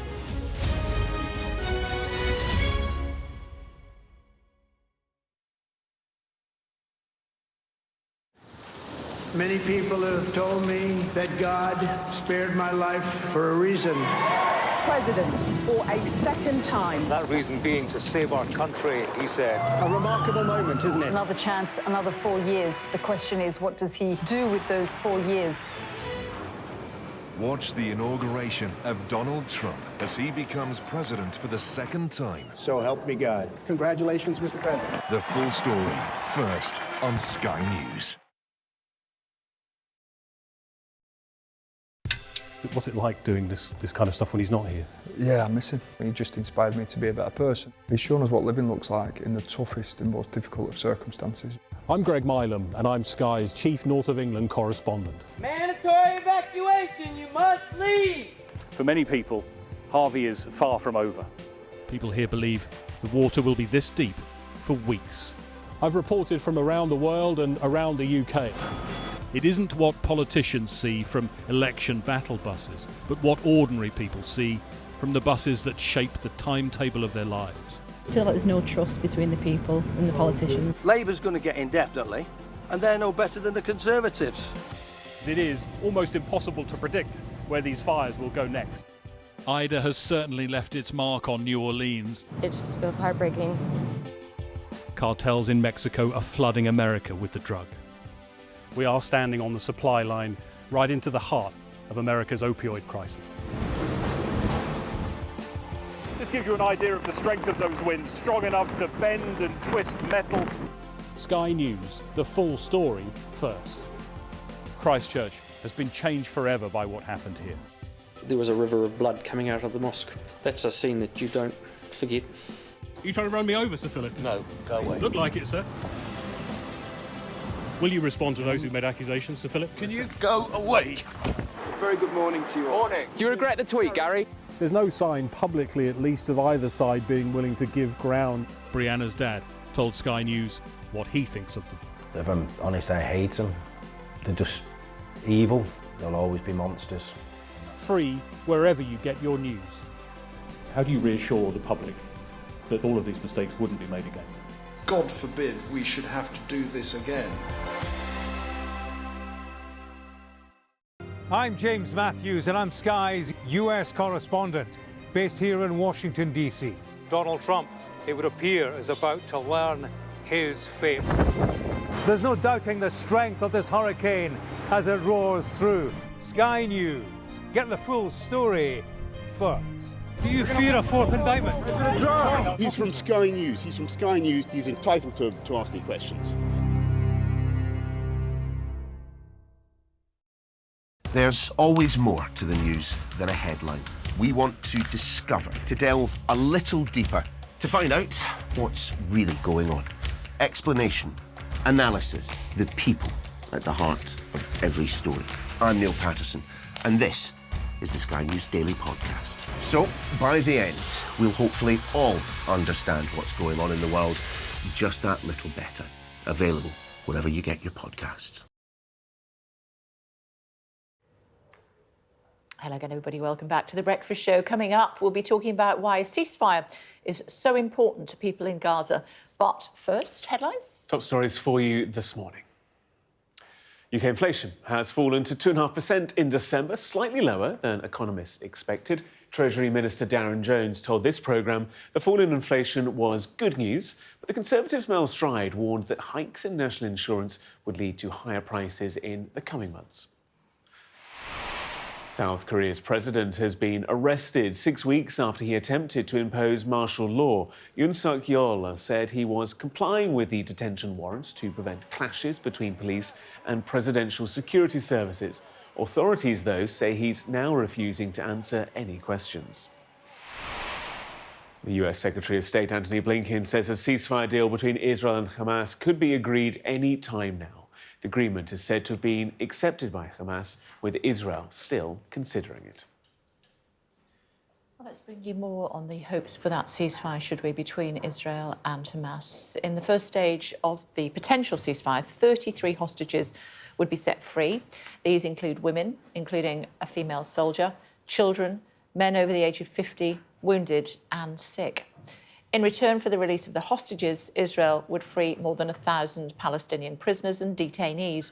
People serving long sentences for deadly attacks would be included in this, but Hamas fighters who took part in the 7th of October attack would not be released. The agreement also includes a phased withdrawal of Israeli forces from Gaza, with IDF troops remaining in the border perimeter to defend Israel border towns and villages. The Rafah crossing between Egypt and Gaza would start to work gradually to allow the crossing of people who are sick and other humanitarian cases out of Gaza for treatment. Let's speak to UNICEF spokesperson Tess Ingram, who's joining us this morning. Hello to you, Tess. Not yet agreed. It is looking more and more positive. What difference will it make? An enormous amount of difference, Kay. There's a huge amount at stake here. We're talking about the lives of Palestinians and, of course, the hostages that remain in Gaza, including 2 children that have been there for more than 460 days now. And for the children in Gaza, it's an unfathomable reality. We're talking about kids who've been crushed to death waiting for flour, freezing to death at night, killed in a so-called safe zone, or starving in their mother's arms. And this is a daily reality. So every day that goes on, we see more children being killed in this war. And that's why this ceasefire is so imperative as soon as possible. What aid is getting into Gaza right now? We're averaging about 46 trucks a day at the moment, humanitarian trucks. And of course, that is far lower than the 500 trucks we used to get in every day before the war. It's almost as low as the very kind of base that we hit back in October, when we were only getting in 37 trucks a day. So it really is dire. It's a really small amount of aid for 2 million people. Our goal, if a ceasefire exists, is about 250 trucks a day. So we really are going to have to scale up to get aid in quickly to to the people that need it. And of course, that requires the conditions on the ground to allow us to do that work. Right now, we are still operating in one of the most dangerous operating environments in the world for humanitarians. What condition are the hostages being held in? Look, as UNICEF, it's very hard for us to know. Of course, like you, we've seen those reports. We really fear for the well-being of those two children who, as I said, have been there for more than 460 days now. And we really hope that those children can be reunited with their families as soon as possible. Are people still able to move around Gaza? Movement's been really restricted. A lot of people have been pushed into the central part of the Gaza Strip. Of course, as we know, there's been that really heavy military activity in the north now for more than 100 days that has displaced thousands of people. So movement is restricted to some degree, and it's also restricted for us as humanitarians. Just yesterday, we were denied 2 missions to the north of Gaza, life-saving missions to hospitals. So it's really difficult still for us to move, for people to move. And the hope is that a ceasefire would free up some of that movement to allow people to return to their homes and allow aid agencies to deliver aid to those vulnerable people who remain in places that we haven't been able to get to. And Israeli officials saying the deal is close, but we are not there yet, is what the Israelis are saying. Hamas say they are at the closest point yet to a ceasefire deal. Just remind us what the situation is like on the ground as we speak. I think at this point, people are almost becoming numb to the reality in Gaza, for those of us outside of Gaza, but having been there, seen it firsthand and continuing to speak to people who are on the ground, their daily reality is really beyond our worst nightmares. As I said, children being crushed to death while waiting for flour, or languishing in pain from 4th-degree burns in a hospital that can't treat them because they just don't have the resources. Hospitals that are mopping blood off the floor with water because they've got no detergents. It really is horror movie scenes in Gaza day after day after day. And we continue to see children being killed in strikes every day, right until today. The past 5 days, we've had ongoing attacks on displacement shelters where people are supposedly meant to be safe. So this really is a catastrophic situation, both because of the bombs and the bullets, but also because of that humanitarian crisis on the ground where people just don't have enough food and water and shelter to survive. And fuel, is becoming a really big issue. Fuel to run water and sanitation plants, fuel to keep hospitals operating. For example, NASA Hospital, we understand, has 17 babies in incubators and they're on their last drops of fuel. So we have grave concerns there for those babies at the hospital. OK. Tess Ingram for UNICEF, thank you for taking the time to join us this morning. Thank you. Ever hopeful that a ceasefire could be in place, by close of business today. Hamas saying it's on the brink, an Israeli official saying a deal is close, but we are not there yet. The White House saying they are hopeful. Women who have a miscarriage in the first 24 weeks of their pregnancy aren't entitled to paid bereavement leave. Campaigners say that's wrong and have called on the government to change the law. Siobhan Freeman-Powell reports. When we got that first positive pregnancy test, that was it, sort of planned the nursery, thought about names, and, I was living 8 months in the future, sort of had that rug pulled out from under us. It's been a long road for Tess and her husband, trying to build the family they always dreamed of. In 2020, Tess experienced her first pregnancy loss at 6 weeks. But sadly, it wouldn't be the last. 2020 we had 2 losses and 2023 we had 4 losses. So those 2 years where, we were just scrabbling to survive, it became all-consuming. The physical recovery was a lot more straightforward in that, it was pre-planned, you knew what to expect, whereas the grief of the emotional recovery sort of came in waves.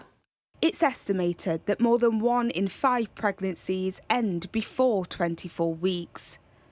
Around 10 to 20% of pregnancies end in early miscarriage in the first 12 weeks.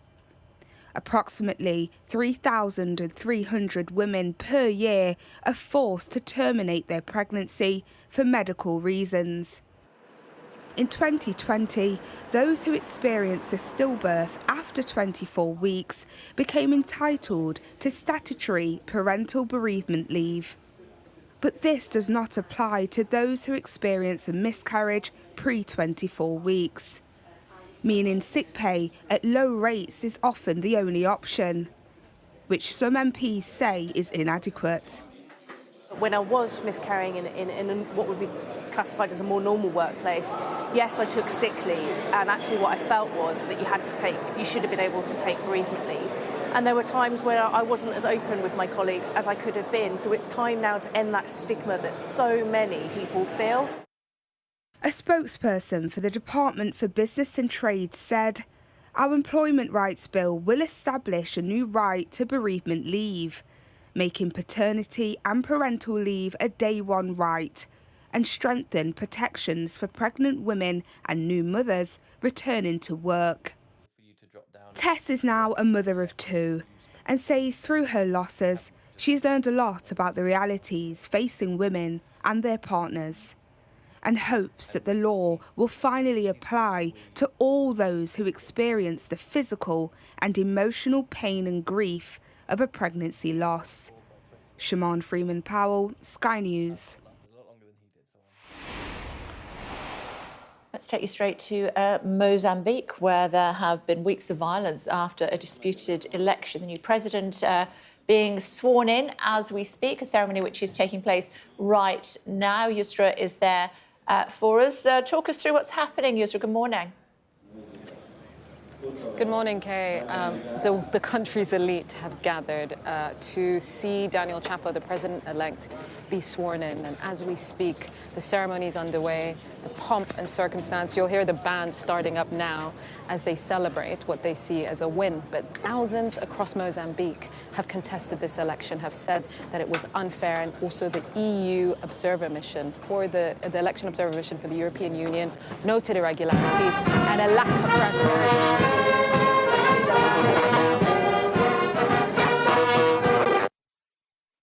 The dislocation here, the refusal to accept people, despite how loud their arguments have been, their demands have been. People are discontented. They've been facing gunfire and tear gas to make their grievances heard. And as Daniel Chapo is sworn in today, they will have to deal with discontent that continues in cities around the country. OK, we'll let the band do their bit and we'll come back to you later. Yusra, for now, thanks very much indeed. Thank you. Still to come on The Breakfast Show for you here on Sky News. Inflation falls. Find out what it means for the economy and the money in your pocket.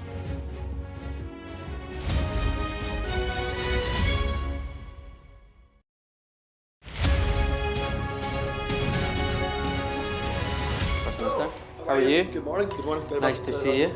How are you feeling? Looking forward to getting into the parliamentary chamber. Are you any further forward to making a decision? No, it's an important day today. All of the claims were in line with my parliamentary duties, so I'm making that clear to you, Conor. He was a Scot through and through. He was a very good politician. Alex Salmond was controversial, he was a disruptor, but above all, he was respected. Will you resign if you lose this week? Again, I'm not planning to, of course, lose the vote of no confidence. I'm planning to win that vote of no confidence. His face said it all. My intention to stand down as party leader. This is now a storm with deadly consequences. How are they feeling? They're a bit scared at the minute. We've been told to evacuate. How are you feeling? Devastated. Hundreds of homes were wiped out by flooding. I'm Conor Gillis, Sky's Scotland correspondent. It was probably the darkest time in my life. Scott is 5 years sober after a cocaine addiction left him close to death. Scotland has a shameful record, worse than England, the worst in Europe. Why not just say you failed? Because then you might get more respect from families who've lost loved ones. This is where one of the UK's most prolific rapists thought he'd got away with murder. Sky News can reveal that former sex workers had told police he was sexually violent. My Emma. Free wherever you get your news. It's over, isn't it? The Americans say he is Rossi, a fraudster. This has been one of the most bizarre cases ever heard in a courtroom in this country. A dangerous murderer. Do you think you'll ever be able to forgive Andrew Innes after this? She said she can forgive him, but as long as he's behind bars. By doing the right thing, it's destroyed your life. They terrorised me. They intimidated me. Sky News. The full story first.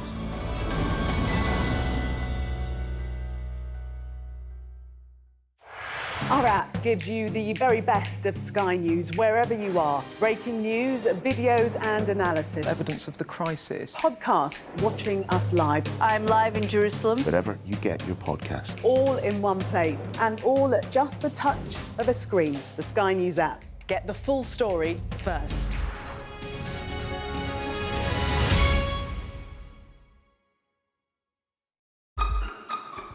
We've got your Sunday mornings covered.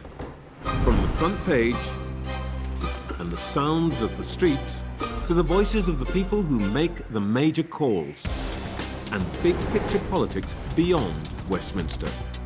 We'll put you at the heart of our story. A new start to Sunday. I'm ready. Are you? Join me, Trevor Phillips, Sunday mornings on Sky News. Inflation has fallen, or it's not rising as quickly as it was last month. That's after 2 months of rises. So what's going on? What does it mean for you? Gemma Godfrey, personal finance expert, is with us. Depends which politician I speak to as to what's going on. I mean, the thing is, it's good news that inflation has fallen, but that does mean that prices are still rising. This doesn't mean price cuts. It doesn't mean that families are going to have any reprieve in terms of the pounds in their pockets. You know, prices are still going up. And if we actually go underneath the numbers, inflation fell for hotels, fine, but fuel prices still were rising. And that's something that, you know, motorists and people that are travelling to work feel every day. You also have 700,000 people that are going to be remortgaging this year, and therefore they're going to be going on to a higher rate as well. So inflation is sticky. It's still not reached the level that the government really wants it to reach, which is 2%, which means that while it's more likely that we may see a rate cut next month, which is good news. Do you think we will? Well, it's more likely, but the big challenge is that this time last year, it was predicted we'd see 6 rate cuts over the year, and now it's only 2. Yes. So while there were hopes that interest rates might fall below 4% by the end of the year, that's looking less likely. So what does it mean for people who are just about to remortgage?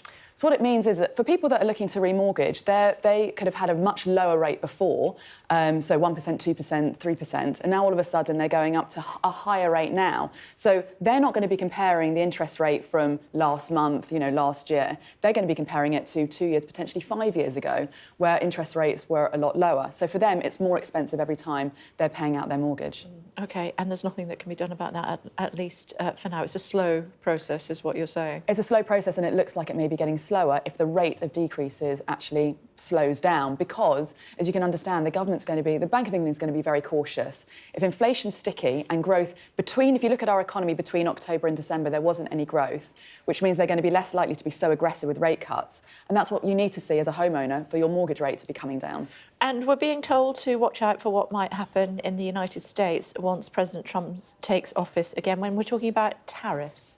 So what that means is that the goods that we are going to be exporting will be getting more expensive, so we may be selling less of them. So that means that the amount that our economy may be growing also may be shrinking a little bit more as well. So that may be a headwind for growth. And what we actually saw is, because of the news about tariffs, our pound got weaker, which means that it costs more money to import fuel and petrol. So all of this could fuel inflation, which means that while, again, inflation, it's great that we heard good news this month, over the longer term, not only with the tariffs, a weaker pound, but also national insurance that employers are paying. Ask you about that. Yeah, that also may mean that might fuel inflation going forward. Just how damaging was the increase in national insurance for employers for the economy? I mean, I think it was a massive headwind. I think it was an interesting move to make, because what it is it's known as a tax on jobs. And this is a time when we want to protect jobs. We want actually there to be more job availability for people so they can earn more and be able to, you know, support their families. What this meant is that the amount of tax that employers pay on the salaries that they pay employees is going to go up from April. And businesses have already come out and said that while I think the government hoped that businesses would be able to just absorb it, they're not going to be able to, and they are going to have to pass it on. So that means that for us as consumers, prices may get more expensive, jobs may be lost, and salaries may not rise as much as was hoped to keep up with the rising cost of living. When's it going to get better? I mean, it's $1 million, I was going to say $1 million, £1 million, you know, question, when's it going to get better? It looks like we're on a good path in terms of inflation coming down. You know, the prices aren't rising as much as they were before. It looks like, you know, the Bank of England is very much focused on doing things in a very cautious way. But ultimately, at the moment, we're in January. It's very cold. Energy prices are high. People are still having to make that decision between keeping their family warm or being able to feed them as well. So I think we need to get through the winter months, and hopefully by the summer, maybe things will have eased. But again, this isn't price cuts we're talking about. Prices are still quite high. And just to clarify, why is the situation that is ongoing in Ukraine, why does that not impact on our inflation the way it did 2-3 years ago? Yeah, that's such a good question. What happens is that I think it's about shocks and it's about things that were unexpected. So when the trouble with Ukraine and Russia came about, that actually caused a spike in oil price. Now oil supply has been able to stabilise a little bit, and the government, in terms of where global supply is coming from, that's been able to stabilise a little bit, and therefore that's not impacting our costs as much as a weak pound or other factors as it was, you know, 2 years ago when suddenly there was so much unknowns. OK, it's always great to see you, Gemma. Thanks very much indeed for joining us. Thank you. Let's talk about the Princess of Wales. She's made an emotional return to the hospital where she was treated for cancer. She thanks staff and revealed for the first time that she is in remission. Our royal correspondent, Rhiannon Mills, reports. For months, we didn't know the princess had been coming here privately, and neither did they. This a very public opportunity to say thanks to all those at the Royal Marsden, a world-leading cancer hospital, who treated and supported her. The princess also using this moment to share an important update. It is a relief to now be in remission, she wrote, and I remain focused on recovery. As anyone who's experienced a cancer diagnosis will know, it takes time to adjust to a new normal. We have got used to a new level of openness from Kate. Just when you start to feel a bit better off back of the 2 treatments, you're then like, I mean, today I feel great. Yeah. But it still surprised patients like Catherine Field, who'd come in for her own course of preventative chemotherapy. I've just had a port put in and she had the same, so it was just nice to hear how she felt about it. She said she was quite attached to it, which is a nice thought because I've just had it in, so it feels like a completely foreign entity at the moment, but it will really help, I think, the treatment. So it was nice to hear from somebody else who's gone through the same thing that it does get easier. What she's gone through clearly extends to her family too, with a new concern for those who have to step up and support. It's been tough, really, really tough. Lots of family members. That's kind of, we're just trying to do the best. There's no money. We don't know if her treatment was on the NHS or private. The princess just grateful for their ongoing care. You think sort of treatment's finished, crack on, get back to normal. Actually, simple daily talks are still like a real challenge. Are you talking? Suddenly the words totally disappear. The announcement that she's also going to be joint patron here along with Prince William shows this isn't just a fleeting thank you, but that raising awareness of cancer is something she intends to do in the long run with her very high-profile role. Her visit could not have been more appreciated. We are told her return to public engagements will still be gradual, but her new conviction to be more open and public in other ways could not be clearer if she thinks it's going to help others. Rhiannon Mills, Sky News, at the Royal Marsden Hospital.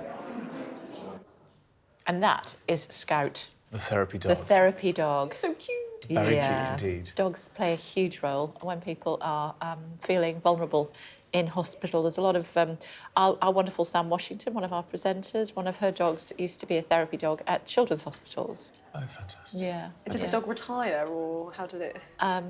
Yeah, he's not with us anymore, sadly, but yeah, they do. They retire after a certain age. But can you imagine what fantastic work that is? Oh, hugely so. So rewarding for the people that go around with them as well, hey? Just can I just indulge me for 1 second? Go on.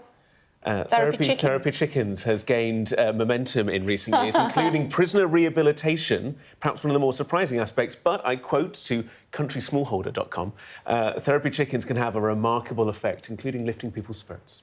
Once they can catch them.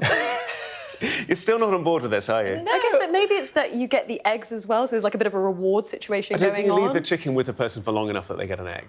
Yeah, I mean, that's like, you know, you get like a little star almost, or a meal. bit of scrambled eggs.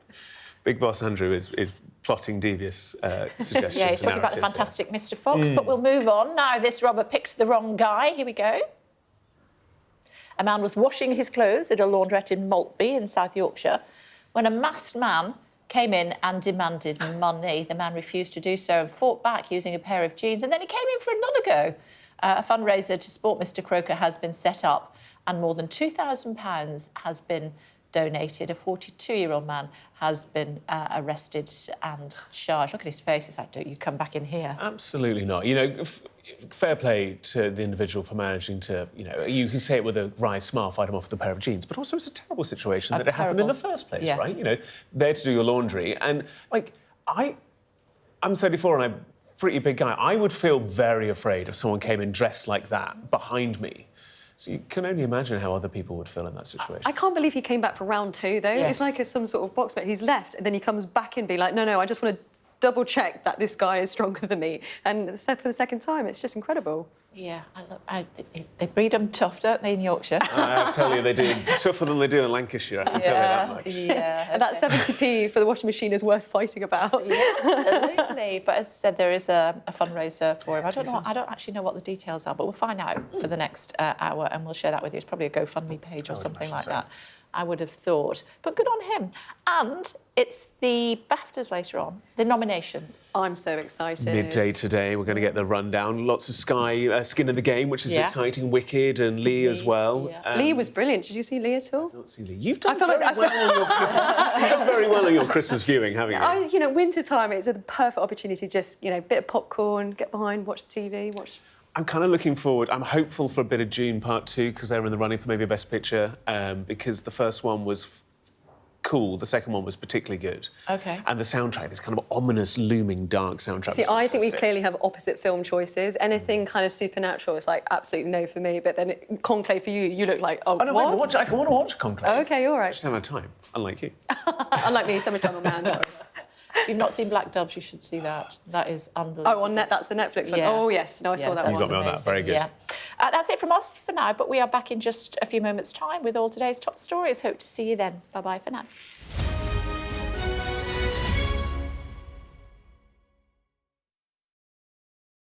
Weeknights on Sky News. This is your chance. Tell people. Welcome to the Politics Hub. Our police force has apologised. If you want to find out about Grimsby, you come to the docks. I'm live in Jerusalem. Are you not concerned that that could lead to all-out war?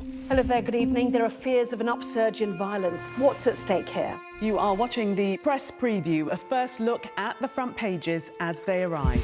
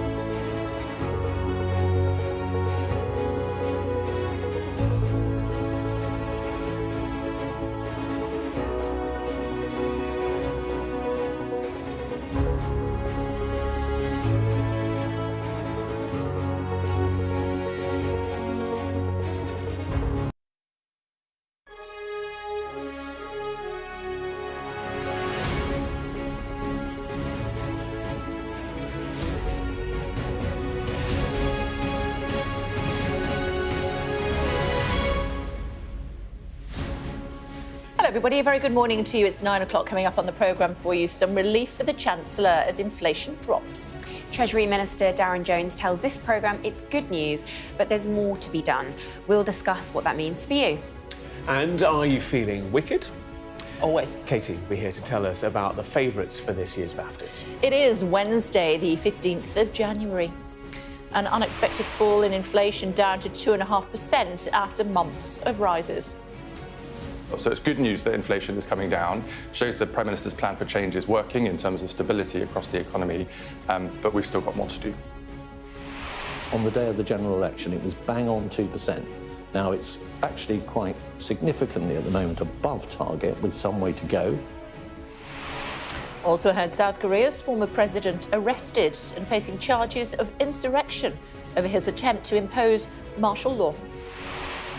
Hopes rise of a ceasefire between Israel and Hamas. The US says it could come at any time. Also ahead, the Princess of Wales says it's a relief to be in remission from cancer after making an emotional return to the hospital where she was treated. You're green. I am. The nominations for the Baftas will be announced at noon, with Wicked among the favourites.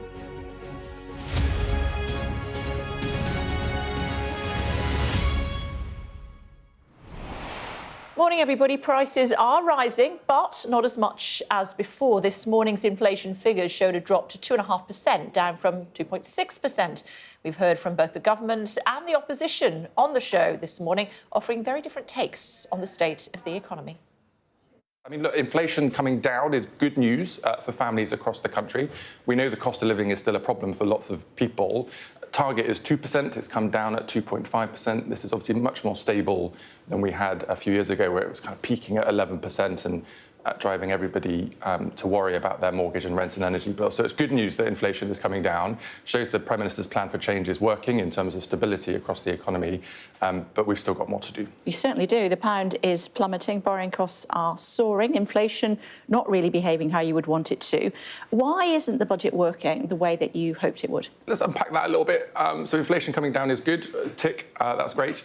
It's good. Yeah. It's much better than it has been. And, you know, as I say, we've got a long way to go. Well, it's 1, 2, 3 points above where we wanted to be. That's much better than when it was 11%, as I said last year. Well, that was for different reasons. But still, partly because of the government, and we're not in that situation now, and that's good news.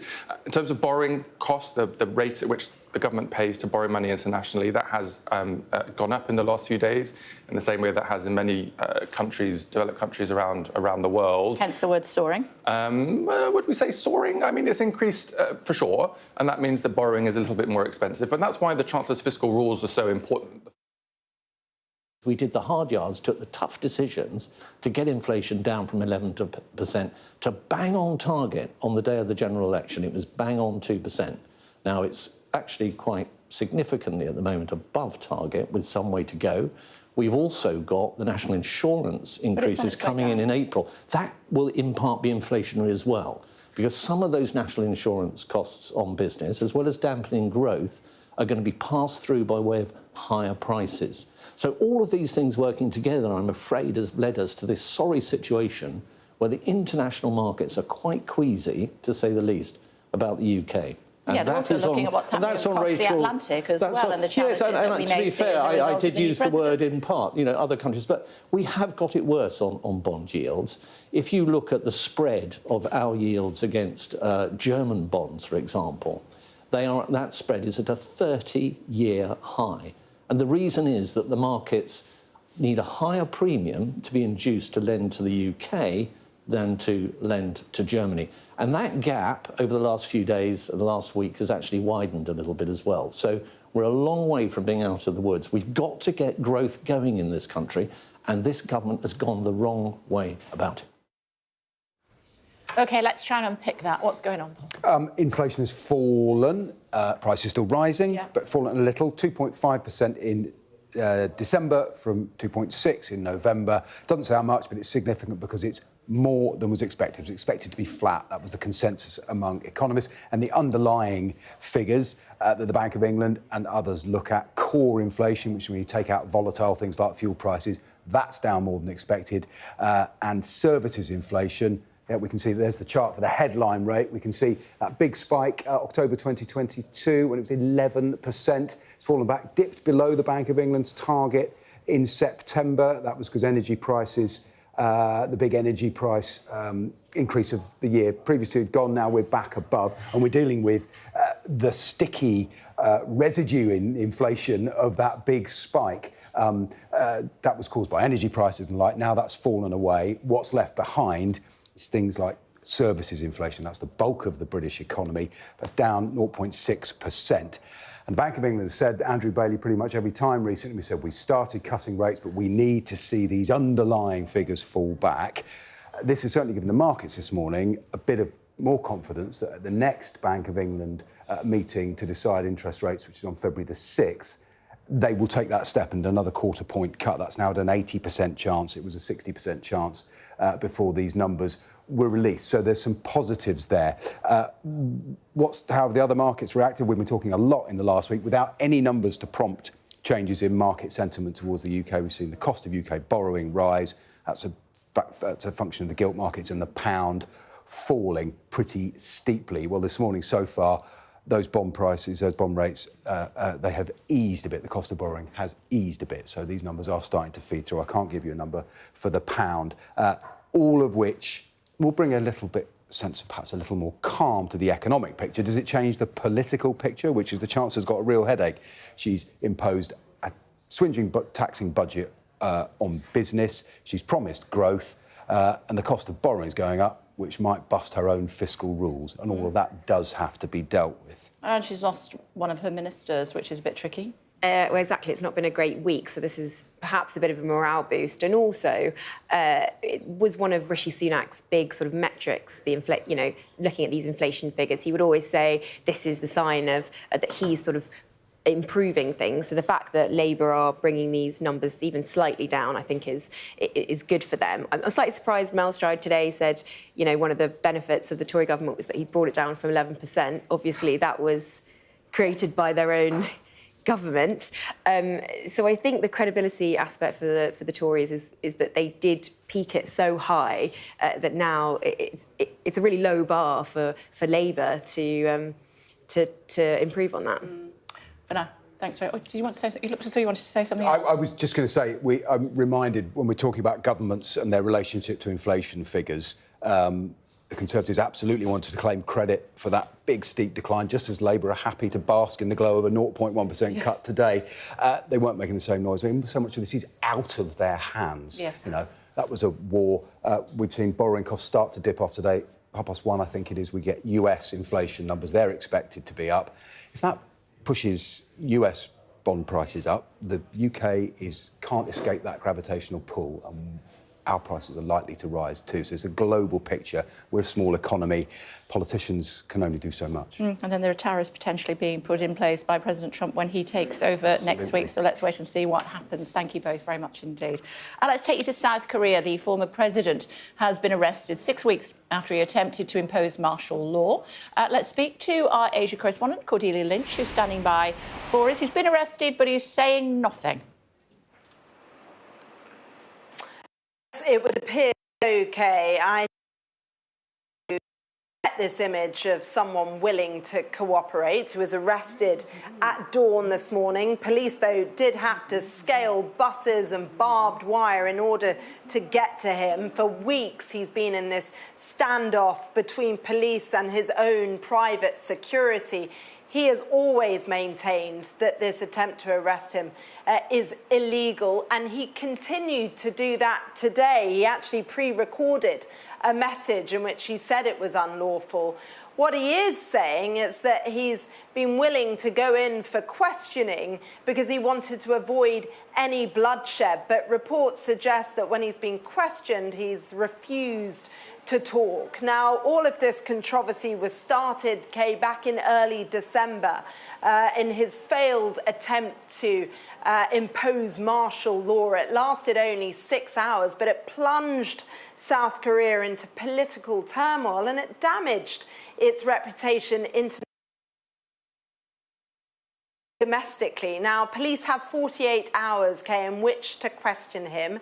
They'll have to apply for another detention warrant if they want to keep him any longer for that. But it's not just this criminal process that he is facing. There is also an impeachment process underway. So I think wherever this goes, his political future is not looking very certain at all. Interestingly, his supporters are sticking by him. There's been an uptick amongst support for him within those groups. They've been getting through freezing cold temperatures, holding vigil basically outside his residence as he's been holed up in there. But it's important to say the polls suggest the majority of South Koreans do want to see him, Kay, impeached. OK, let's see what happens in the coming 48 hours, as you say there. Cordelia, for now, thank you. Rest of today's top stories? Yes, let's bring you up to speed on some of the day's other headlines now.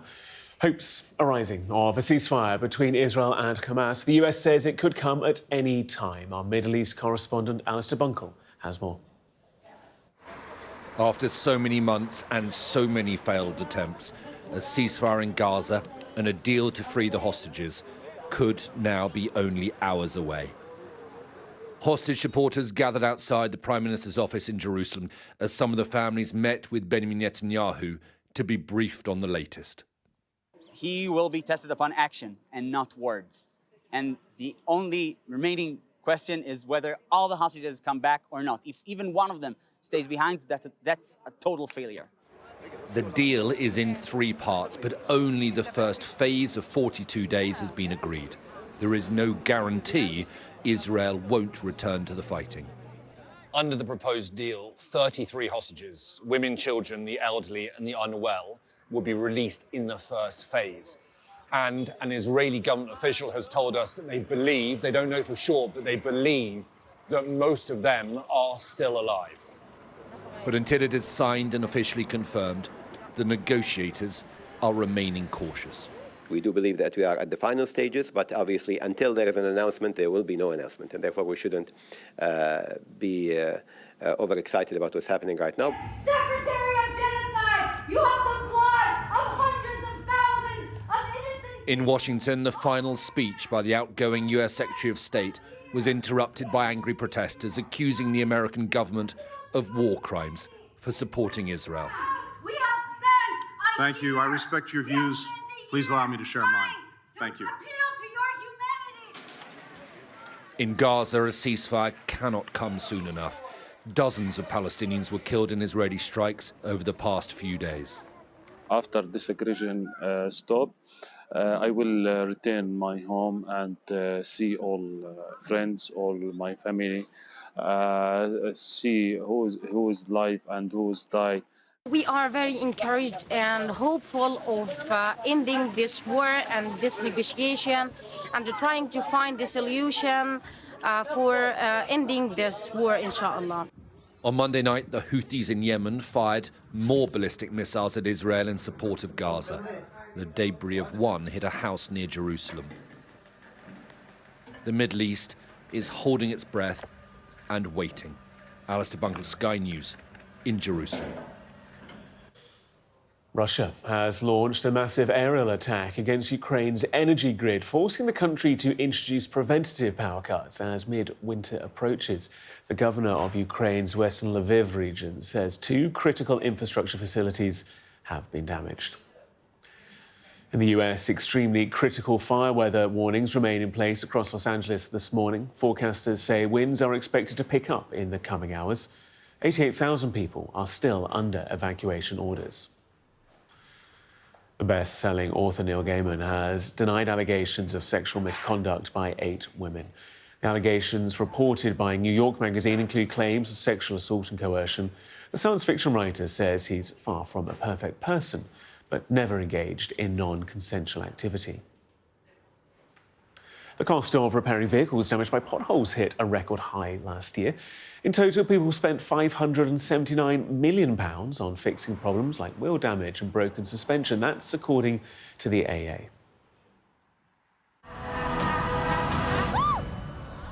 You're green. I am. The Bafta Award nominations will be announced later today, with Wicked, Emilia Perez and Conclave among the films tipped to be in the running. Kate Winslet could make the leading actress shortlist for her role in the Sky original movie Lee. Ralph Fiennes, Timothée Chalamet and Daniel Craig could all get nods for leading actor. Let's talk about Sven-Göran Eriksson. Died last August, of course, owing the taxman how much? In total, he owed £8.6 million, and almost all of that, £7 million of that, was to UK tax authorities, to HMRC. Now, he did have quite a significant number of assets, so the debt he had is actually £3.8 million, but it's still a lot of money, particularly given we're hearing from his lawyers who've spoken to The Sun today. They're actually expecting that number to actually rise because there are still claims that HMRC are waiting to receive and interest owed on those tax debts. And it's pretty extraordinary to think, given at one point he was earning about £4.5 million a year when he was England's manager. In terms of sort of what went wrong, it seems to be that he's been perhaps unlucky, but also financial mismanagement as well. His lawyer has blamed some poor investments he made in a film scheme back in 2006, which he described as more or less than a scam. And Sven-Göran Eriksson had also described himself as being stupid with money. He said, I had no idea how much money I have and where it is. And certainly looking at his accounts, which were published yesterday in Sweden, you can certainly see some of his spending habits. I mean, if you look at his funeral, for example, it cost £45,000. So perhaps some indication there of his spending habits. Taxman, that it would appear. Yes, that's right. But then also, if we look at it, he also had huge problems with his financial advisor, who allegedly defrauded him out of the cost of £10 million. And that was his financial advisor. So clearly a number of things that meant he's obviously had a very poor estate that's been left. OK, for now, thank you. Thanks very much. Still to come on The Breakfast Show for you here on Sky News. We'll be talking about the Princess of Wales and the happy news that she's in remission from her cancer. And a mission for mental health. We speak to 4 armed forces veterans about their Arctic Ultra Challenge.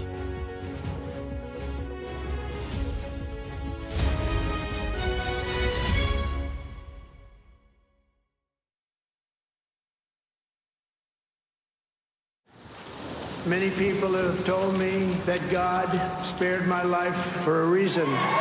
President for a second time. That reason being to save our country, he said. A remarkable moment, isn't it? Another chance, another 4 years. The question is, what does he do with those 4 years?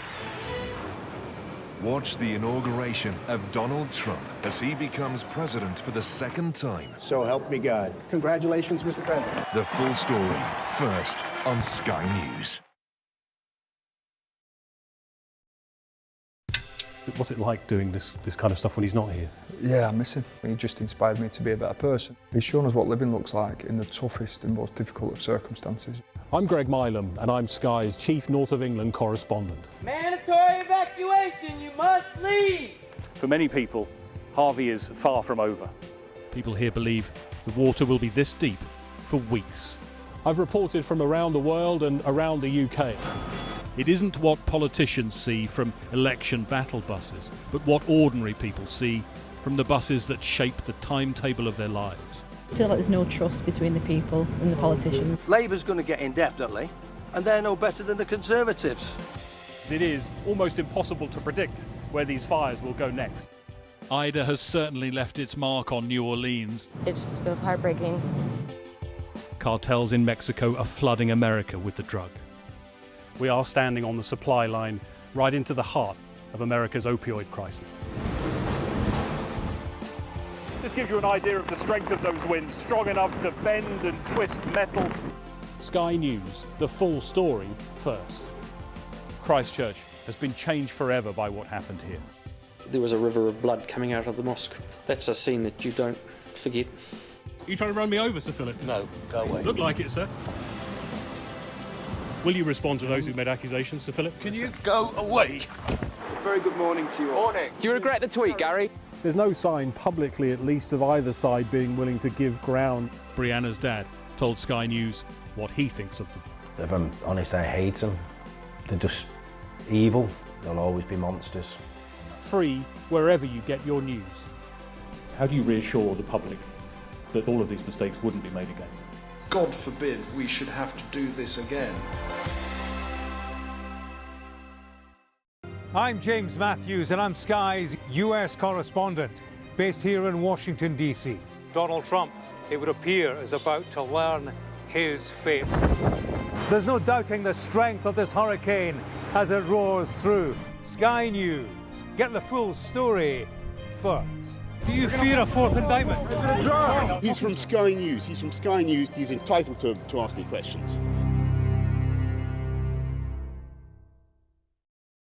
There's always more to the news than a headline. We want to discover, to delve a little deeper, to find out what's really going on. Explanation, analysis, the people at the heart of every story. I'm Neil Patterson, and this is the Sky News Daily Podcast. So, by the end, we'll hopefully all understand what's going on in the world just that little better. Available wherever you get your podcasts.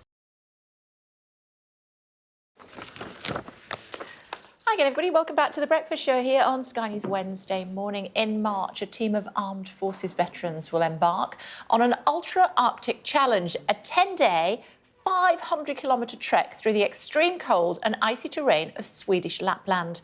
The 4 ex-soldiers are aiming to raise awareness of the mental health challenges faced by those in the military, all while raising funds for armed forces charities. They're currently training for that expedition. Let's speak to them. Jason Foxy Fox, Carl Hinnett, Brian Wood, who a friend of the programme, of course, and Aldo Kane. It's great to see you all. How is it where you are, guys? All good, thanks. Thank you, yeah. Bit chilly. Tell me what the plan is. You start, Foxy. The plan is to basically get ourselves through 500 kilometres over this sort of terrain, this sort of environment at the beginning of March, and it's all in aid of SAFA, so we can raise money and raise support and awareness for that charity. Aldo, what's the trickiest bit going to be? I mean, the environment and the terrain will be what it will be. We're training for -20 and -30, but it could swing from that up to +5. So it's really that swing in temperature which can create us quite a lot of problems with moving over the ground. But really, admin, getting tents up, routines, skills and drills, that's all the stuff we're practicing up here in the Arctic. Carl, where did the idea come from? It started, this year will be my 20th anniversary from getting injured while serving in Iraq. And I just wanted to celebrate it, I suppose, for lack of a better word, still being here and being able to push myself and really explore what we're capable of, even after a traumatic event. We've all been through our trials one way or another, and we just want to showcase to the world that, as a team of mates, you can come together and you can do hard things. Brian, it's good to see you, my friend. How can people support you? Yeah, a number of ways. Obviously, social media, Instagram, the website, Project Fire and Ice. And all the support is truly, really appreciated. It's so important that, it's what we do.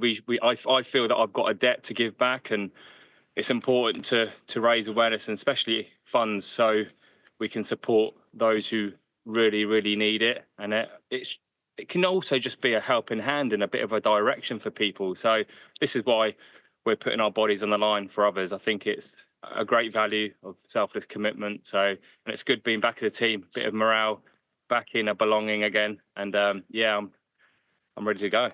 Yeah, Foxy, you're all good friends at the moment. Do you think you will be at the end of this? Yeah, I reckon we're good. We've survived the last, say, 4 or 5 days. So what's another 10 going to do? Aldo, just remind me how people donate. Yeah, so go on to the Project Fire and Ice. You can go on to on social media, but also on the website, projectfireandice.com. And there's a donate button on there. So all donations greatly, greatly received. Carl, who came up with the idea in the first place? So I did want to do something quite challenging to celebrate the 20 years. So our good friend who's helped organise this, Richard French, who works for SAFA, we put our heads together. He went away and said he found this race. And it felt like we'd gone past that point where I could refuse. So we just rolled with it, and it looked really difficult. It looked really challenging. So we thought, why not? Great. Final thought from you, Brian. When is you going to complete it, and then what's next? Yeah, I'm going to take each day as it comes, actually. So I will look forward to getting started on the start line on this, and then I'll reconvene after I've completed this with the guys and see what we can do. Somewhere probably a bit warmer than this, I think. Maybe the Caribbean or something lovely like that. It's great to see you guys. Thanks very much, and good luck. Keep us in touch, won't you? Let us know. Thanks a lot. Thank you very much. Take care. Cheers. Thank you. We were chatting to Yusra in Mozambique earlier. It's all kicking off there. She's standing by for us. What's happening, Yusra? I mean, things have really changed from when we were inside the inauguration square and coming outside and seeing protesters have made it through the cordons, made it past the police, and are facing off against these masked, armed police officers. They've been telling us that they've come a long way. One guy came 12 kilometers away and has come here to ask people, elite, why they're not recognizing what they've called for, why they aren't listening to who they want as president. Opposition leader Venancio Mondlane, they're here to make his demands heard. He's been making their demands heard, and they're facing off, telling the police that they would rather die than stand by while they're ignored. And this is all while the president is being inaugurated inside. The president's being sworn in inside, exactly right, Kay. But also, the police are showing much more restraint than we've seen them show over the last 2 days. We have been on the ground in neighborhoods when the police have shot at young, unarmed men like the ones we're seeing now. But in the seat of power, they seem to be holding back. Though moments earlier, we did see them attack a crowd of young men, beat them with batons, and try and disperse them. But they seem persistent. They don't want to leave. They made it from far away, from cities even outside of Maputo within the province, to make it clear that they reject this inauguration, that they don't want this to go through, while the new government that's been sworn in already are inside the Independence Square, swearing in another president for the 50-year ruling party, 5 decades of the same party that freed Mozambique from Portuguese colonial rule in 1975 are being sworn in again. Yeah, those officers looking pretty relaxed at the moment. One or two of them, the guy in the middle there swinging his arms. And as they do that, I'm guessing it's riling up these protesters. There's some distance between the two groups at the moment. And for all sides, I'm sure they hope that that remains the same. But we can see that the officers are heavily armed if necessary. I mean, they've been saying no to Chapo. Daniel Chapo is the president-elect who will be sworn in. It's an election that's marred by controversy. The election observation mission from the European Union said they noted irregularities. There hasn't been a consensus that this is a free and fair election. So they're saying right now, in the face of the police, no to Chapo, no to Daniel Chapo. We want Venancio Mondlane, the opposition leader that has mobilized protests over the last 3 months, where at least 300 people have been killed. Yeah, Yusra, keep safe for us, won't you, with the camera operator there with you as well, and we'll come back to you. Thank you. Still to come on The Breakfast Show for you here on Sky News Wednesday morning. The Princess of Wales visits the hospital where she received cancer treatment in her first solo public engagement since returning to official duties.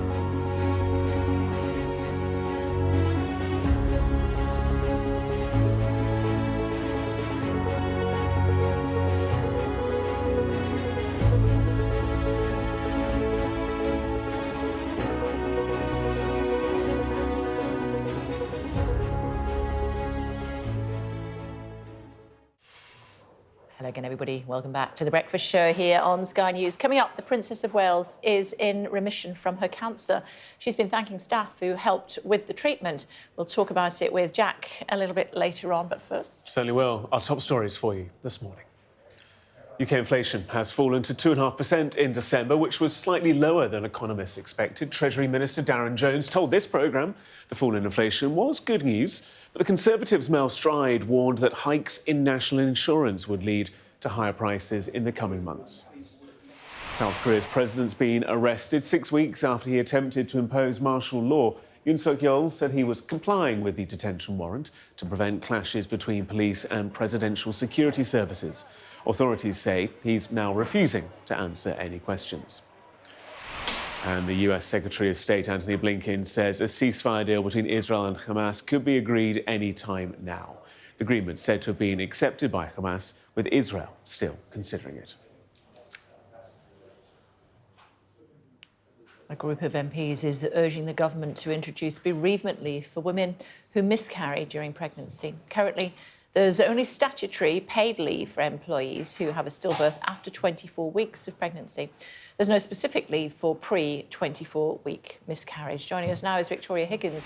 She lost 7 babies and wasn't able to take a single day off work. Hello to you, Victoria. I should start by saying you now do have 2 healthy, happy little girls, and that is fantastic news. But tell me about your journey. What happened? Well, when I decided to have a child, it was all very easy. I fell pregnant very easily. I had an easy pregnancy and birth. And so when I decided that I wanted to have another child, I kind of expected it just to be exactly the same. And I fell pregnant easily. And then because I was 40 at the time, I thought I'd go and have an early scan, check everything was okay. So I went and had a scan at 9 weeks and everything was fine. And then when I went for my 12-week scan, unfortunately, we were told that the baby had died.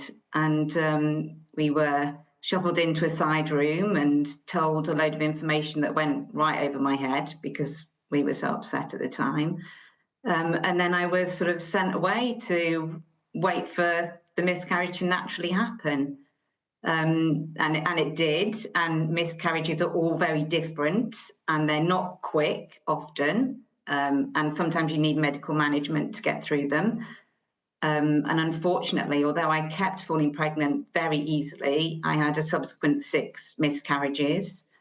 I chose not to take leave. There would have been leave available, but actually the information about being able to take leave was buried in a policy that wasn't easily accessible. And one of the things that myself and my colleagues at work did as a result of our own experiences was lobby to get that policy brought out as a standalone miscarriage policy. And that's something we did, luckily. But, you know, a lot of people don't have the same support at work, don't have the ability to take time off, paid time off, or if they do, they're asked to take it as sick leave. When you lose a pregnancy, you're not ill, you're bereaved, and you need the time to take to get over that. And the last thing you need to do is be worrying about any financial implications. Currently, sick leave, statutory sick leave payments much below bereavement leave payment. So I think that's the very important message we want to get across in these new proposals. What support did you have during those challenging times for you? I had great support from friends and family, but I just was not aware of any support at work. It was really about, and it really is about, raising awareness. I mean, that's the first step in any change, I think. The more that we can talk about it, the more that we can highlight the fact that this happens to at least 1 in 4 families, probably more. And recent data from Tommy's has shown that at least 50% of people in the UK are affected either directly by pregnancy loss or they are a partner to somebody who's been pregnant, or equally, it can really affect friends and family. My mother was devastated when she lost what she saw as being a grandchild. It's not just the person who's pregnant, it's so many people around them. Talk to me about Tommy's. Tommy's is a fantastic charity that I only became aware of when I'd had all my miscarriages and had my happy ending that a lot of people don't get. At work, when we set up a baby loss and pregnancy loss awareness group, we reached out to Tommy's, and they have so many amazing people in the charity. They have in-house midwives who can come into companies and talk and raise awareness about all different types of baby loss, all different types of miscarriage, ectopic pregnancies, stillbirth, molar pregnancies, all different types, and how to support the people. Even like any bereavement, people who are bereaved don't want to be ignored. They want to be heard. They want to be acknowledged that that pregnancy was maybe their first pregnancy, maybe their 10th, but it's not just the pregnancy. It's everything that you've attached to that pregnancy. You might have already named the baby, you might have told people, and Tommy's are a charity, amongst others, the Miscarriage Association and others are fantastic. They just provide that place that you can go and get information, you can be heard, you can find a community of other people who've been through it. It's just an absolute phenomenal support. They're just great. And to that end, you're planning to run a second marathon, I believe, to try to raise funds for Tommy's. How can people support you, just before we let you go, Victoria? Well, they can go on my Just Giving page and donate. Yes, this will be my second marathon. And I'm absolutely privileged to do it for Tommy's because they just do amazing things to support people at a very vulnerable time of their life. So if people look up Victoria Higgins on your Just Giving website, then they'll be able to find your details there. Just before I let you go, how are your girls doing? Yeah, really well. I mean, there's a big gap between them. They're 16 and 9. But yeah, as everybody knows, they keep you busy. Yeah, it's good to talk to you. Thank you so much for joining us. Good luck with the marathon. Thank you. Thank you very much, Kay. Thank you for having me. Take care. Not at all. Anytime. Let's talk about the Princess of Wales. She's made an emotional return to the hospital where she was treated for cancer. She thanked staff and revealed for the first time that she's in remission. Our royal correspondent Rhiannon Mills reports. For months, we didn't know the princess had been coming here privately, and neither did they. This a very public opportunity to say thanks to all those at the Royal Marsden, a world-leading cancer hospital, who treated and supported her. The princess also using this moment to share an important update. It is a relief to now be in remission, she wrote, and I remain focused on recovery. As anyone who's experienced a cancer diagnosis will know, it takes time to adjust to a new normal. We have got used to a new level of openness from Kate.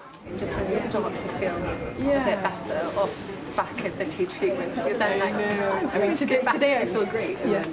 But it still surprised patients like Catherine Field, who'd come in for her own course of preventative chemotherapy.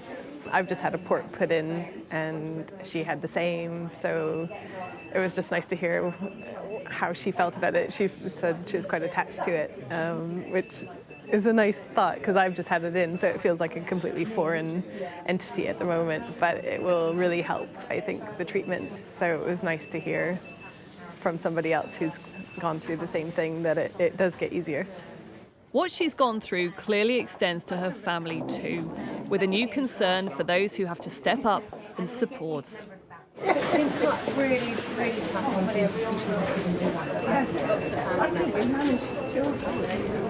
That's why we're just trying to do the best we manage.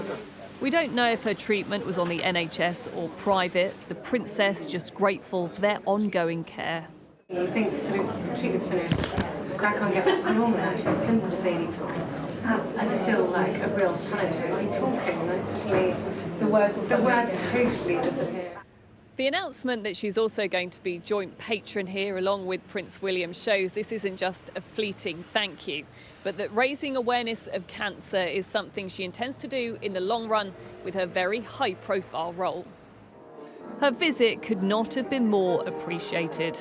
We are told her return to public engagements will still be gradual, but her new conviction to be more open and public in other ways could not be clearer if she thinks it's going to help others. Rhiannon Mills, Sky News, at the Royal Marsden Hospital.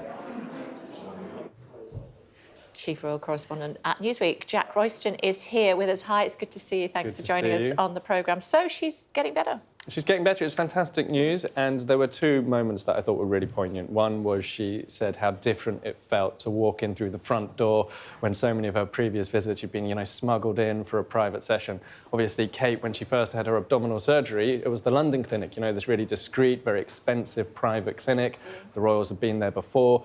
When she got cancer, she needed access to some of the top specialists in the country, and that meant going to a big NHS hospital where thousands of Brits are treated, every year. Yes. Bit of an operation, obviously, to get her inside and out without being seen, and that is a kind of pressure that most cancer patients don't experience. Yes. Also, there was a patient who said to her how well she'd managed things with the kids, and she seemed to me like she was genuinely touched by that. She said, "Oh, that's so kind."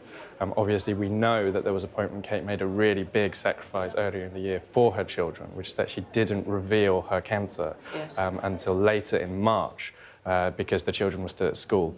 And that was while she was experiencing a massive social media backlash against her. It must have felt like so much pressure, and it's a unique experience that only a royal cancer patient could ever really have. Absolutely. What's going on with the King? The King is, as far as we can tell, he's in pretty good spirits. Yeah. The King's in good spirits. I think he's got a busy year ahead of him, and he's going away. He's off to Auschwitz to pay a particularly touching visit there. To mark Holocaust Memorial, and he's got a busy, active year. He has a managed condition, so we're not kind of expecting him to have a moment like the one that Kate has had. He has a kind of cancer journey where the treatment he's getting is keeping it in check, it's containing it, it's working. His doctors are very positive, he's very positive. And that means that he has a busy, active year ahead of him, despite the fact that he's not actually really working towards a big I'm in remission moment. OK. And as far as Harry is concerned, he's in town next week? Yes, so he has his big lawsuit against the Murdoch Empire coming up. The trial begins. It will be a very long one because these cases involve two parts. One is the generic case. It goes into all of the stuff that was happening in the Murdoch Empire at the time and Rupert Murdoch's tabloid newspapers. The Sun is going to be the probably focal point of it. But Harry will at some point be giving evidence over a number of days. And a very expensive lawyer is basically going to pile into him quite hard, I think. Some positive news, though, for Harry is that he will have some partial police protection, I think, while he's here, which will be a huge relief to him. Got a lot of criticism for these pictures, didn't they?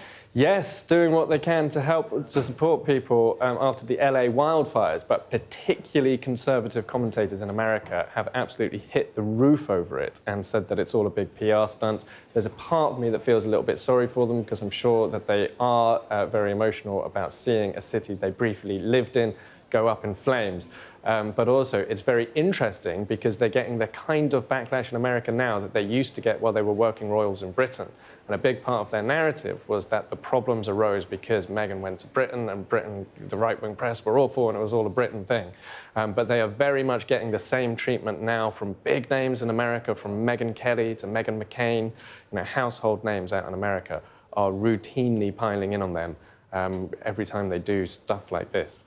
And what about the Netflix series that they were doing? So that's been postponed. It's now going to be March. It will be kind of within a few days of the anniversary of their Oprah Winfrey interview being broadcast. It's going to be a fairly light and bright affair, though. It's not going to, I don't think, contain any royal bombshells. It's going to be very lifestyle-y. I think it's going to fit neatly within what you might have expected in a bygone era to be daytime TV. But this is not going to be scheduled programming. It's going to be... Well, also like Selena Gomez. Selena Gomez has a very similar show, which didn't really make it to Britain, called Selena Plus Chef. So it's going to be very light and bright. I think it will do a lot better than some of their more recent Netflix projects, particularly Harry's Polo one, which barely made a splash at all. But I don't think it's going to be anywhere near the kind of fanfare that greeted their first Netflix outing, which was the big biopic in which they kind of criticised the royals and it delved into the kind of whole messy exit from the royal family. Let's go full circle. Just finish on the Princess of Wales, looking much better, as we said. She says she's in remission. Will we see her at things like the Baftas now going forward? I really hope she does the Baftas. I think they're trying to get her to do it. We haven't had definitive confirmation, but it will be another kind of first for her. We have with these numerous firsts that mark her journey away from her cancer experience. She hasn't done a red carpet yet. She hasn't done a big, glamorous gown. And I think it will really mark this. 2025 is going to be the year of her rebirth. And to see her dressed up to the nines, having a massive fashion moment, I think will be a lovely way to greet a new era in her life. Always great to see you. Thanks very much Thank indeed. you. Thanks very much indeed. Thank you. Well, we'll find out what the BAFTA nominations are, actually, a little bit later on, midday today. Could this be one of them? You're green. I am. Katie's going to be here to talk us through who might get the nods. Stay tuned.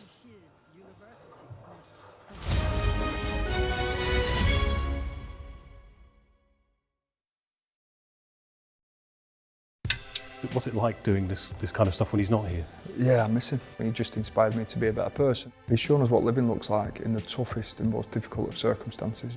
I'm Greg Milam, and I'm Sky's Chief North of England Correspondent. Mandatory evacuation, you must leave! For many people, Harvey is far from over. People here believe the water will be this deep for weeks. I've reported from around the world and around the UK.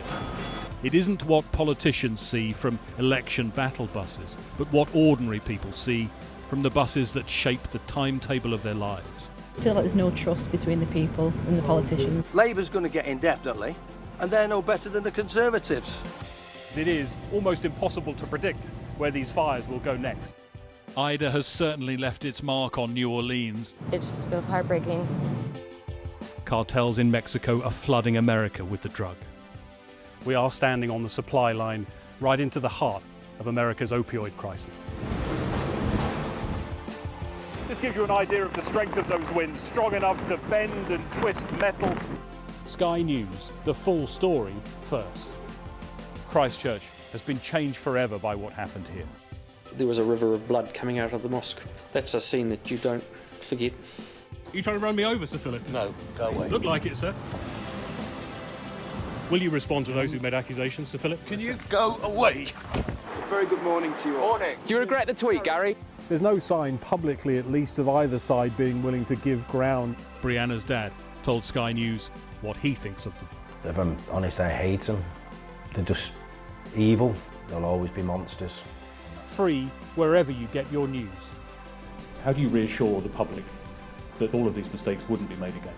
God forbid we should have to do this again.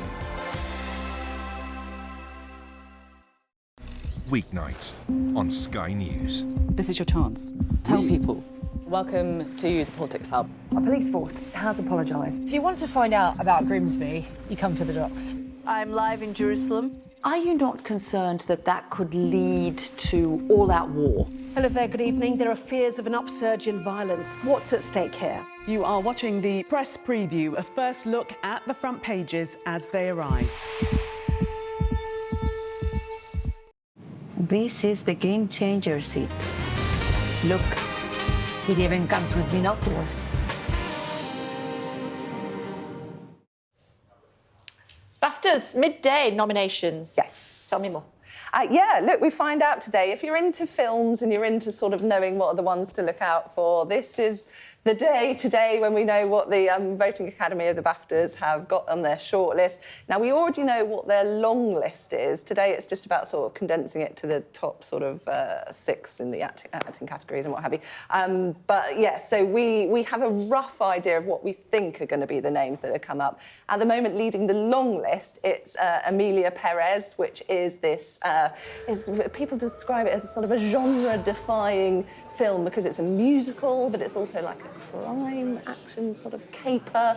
It's Spanish language, but it's got a French director, and it's also keeping up. And the United Nations. And Zoe Saldana's done incredibly well. She's already won at the Golden Globes. Everyone's thinking, because it's such a different performance from her, because she sings in this as well and is so good in it, they're thinking that she's going to be a shoe-in for sort of Best Supporting Actress. This is the one, though, leading the field at the moment. It's going to be interesting to see whether, overall, in terms of nominations, this ends up being the one that we're all talking about this lunchtime. But The Brutalist, we've brought it up before, all 3 hours, 25 minutes of The Brutalist. Look, you're both shaking your heads. I have seen The Brutalist in this last week. It actually, and I'm someone who is so impatient and hates really long films, and if I'm really honest, didn't really like Oppenheimer that much because it dragged. Oh, my days. I loved You fell asleep during Oppenheimer? No, I just could have chopped off the last 40 minutes very easily. Agreed. Lovely looking film, but could have been a bit shorter. The Brutalist, I wouldn't cut any of this film. It's genuinely really exciting. They factor in a 15-minute break in the middle. It's all about this Hungarian architect, and how they do the break is really interesting.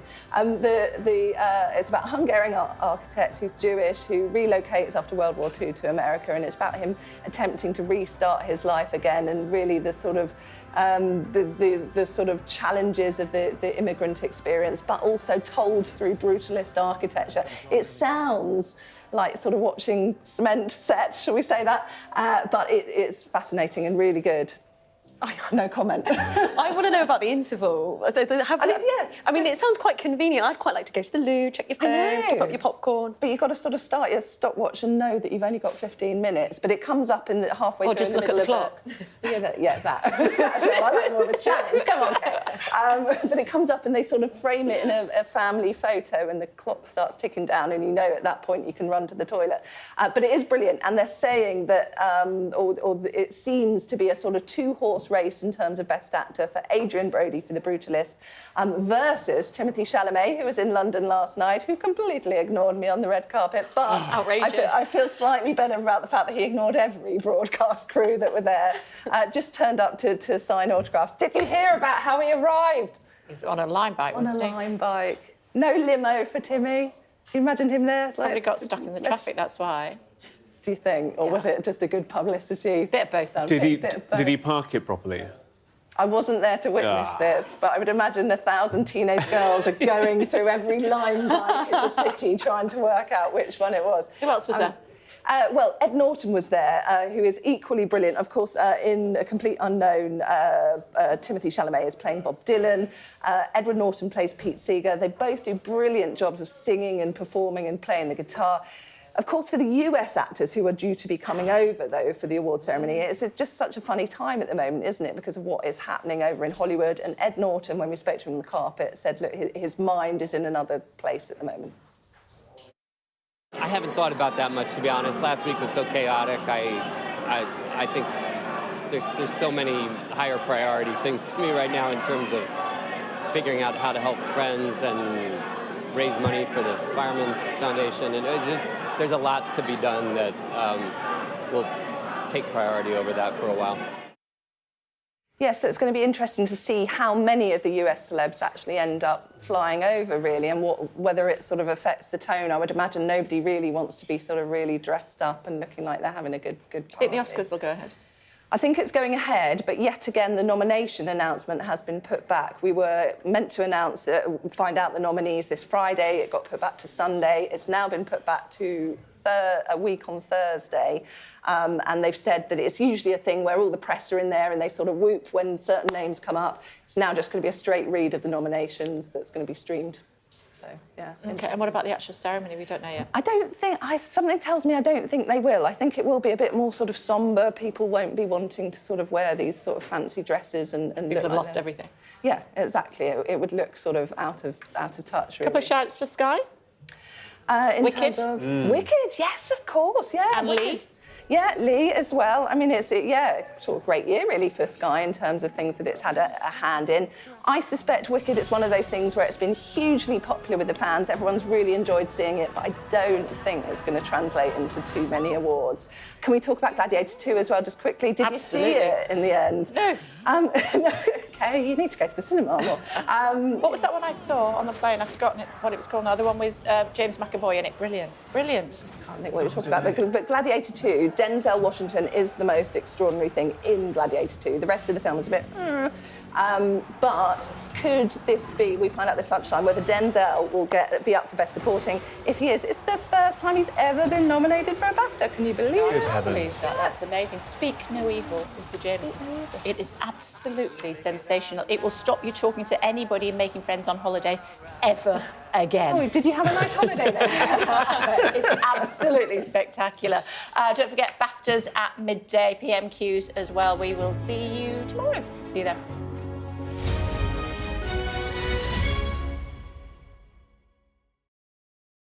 I'm James Matthews and I'm Sky's US correspondent, based here in Washington, D.C. Donald Trump, it would appear, is about to learn his fate. There's no doubting the strength of this hurricane as it roars through. Sky News, get the full story first. Do you fear a fourth indictment? He's from Sky News. He's from Sky News. He's entitled to ask me questions.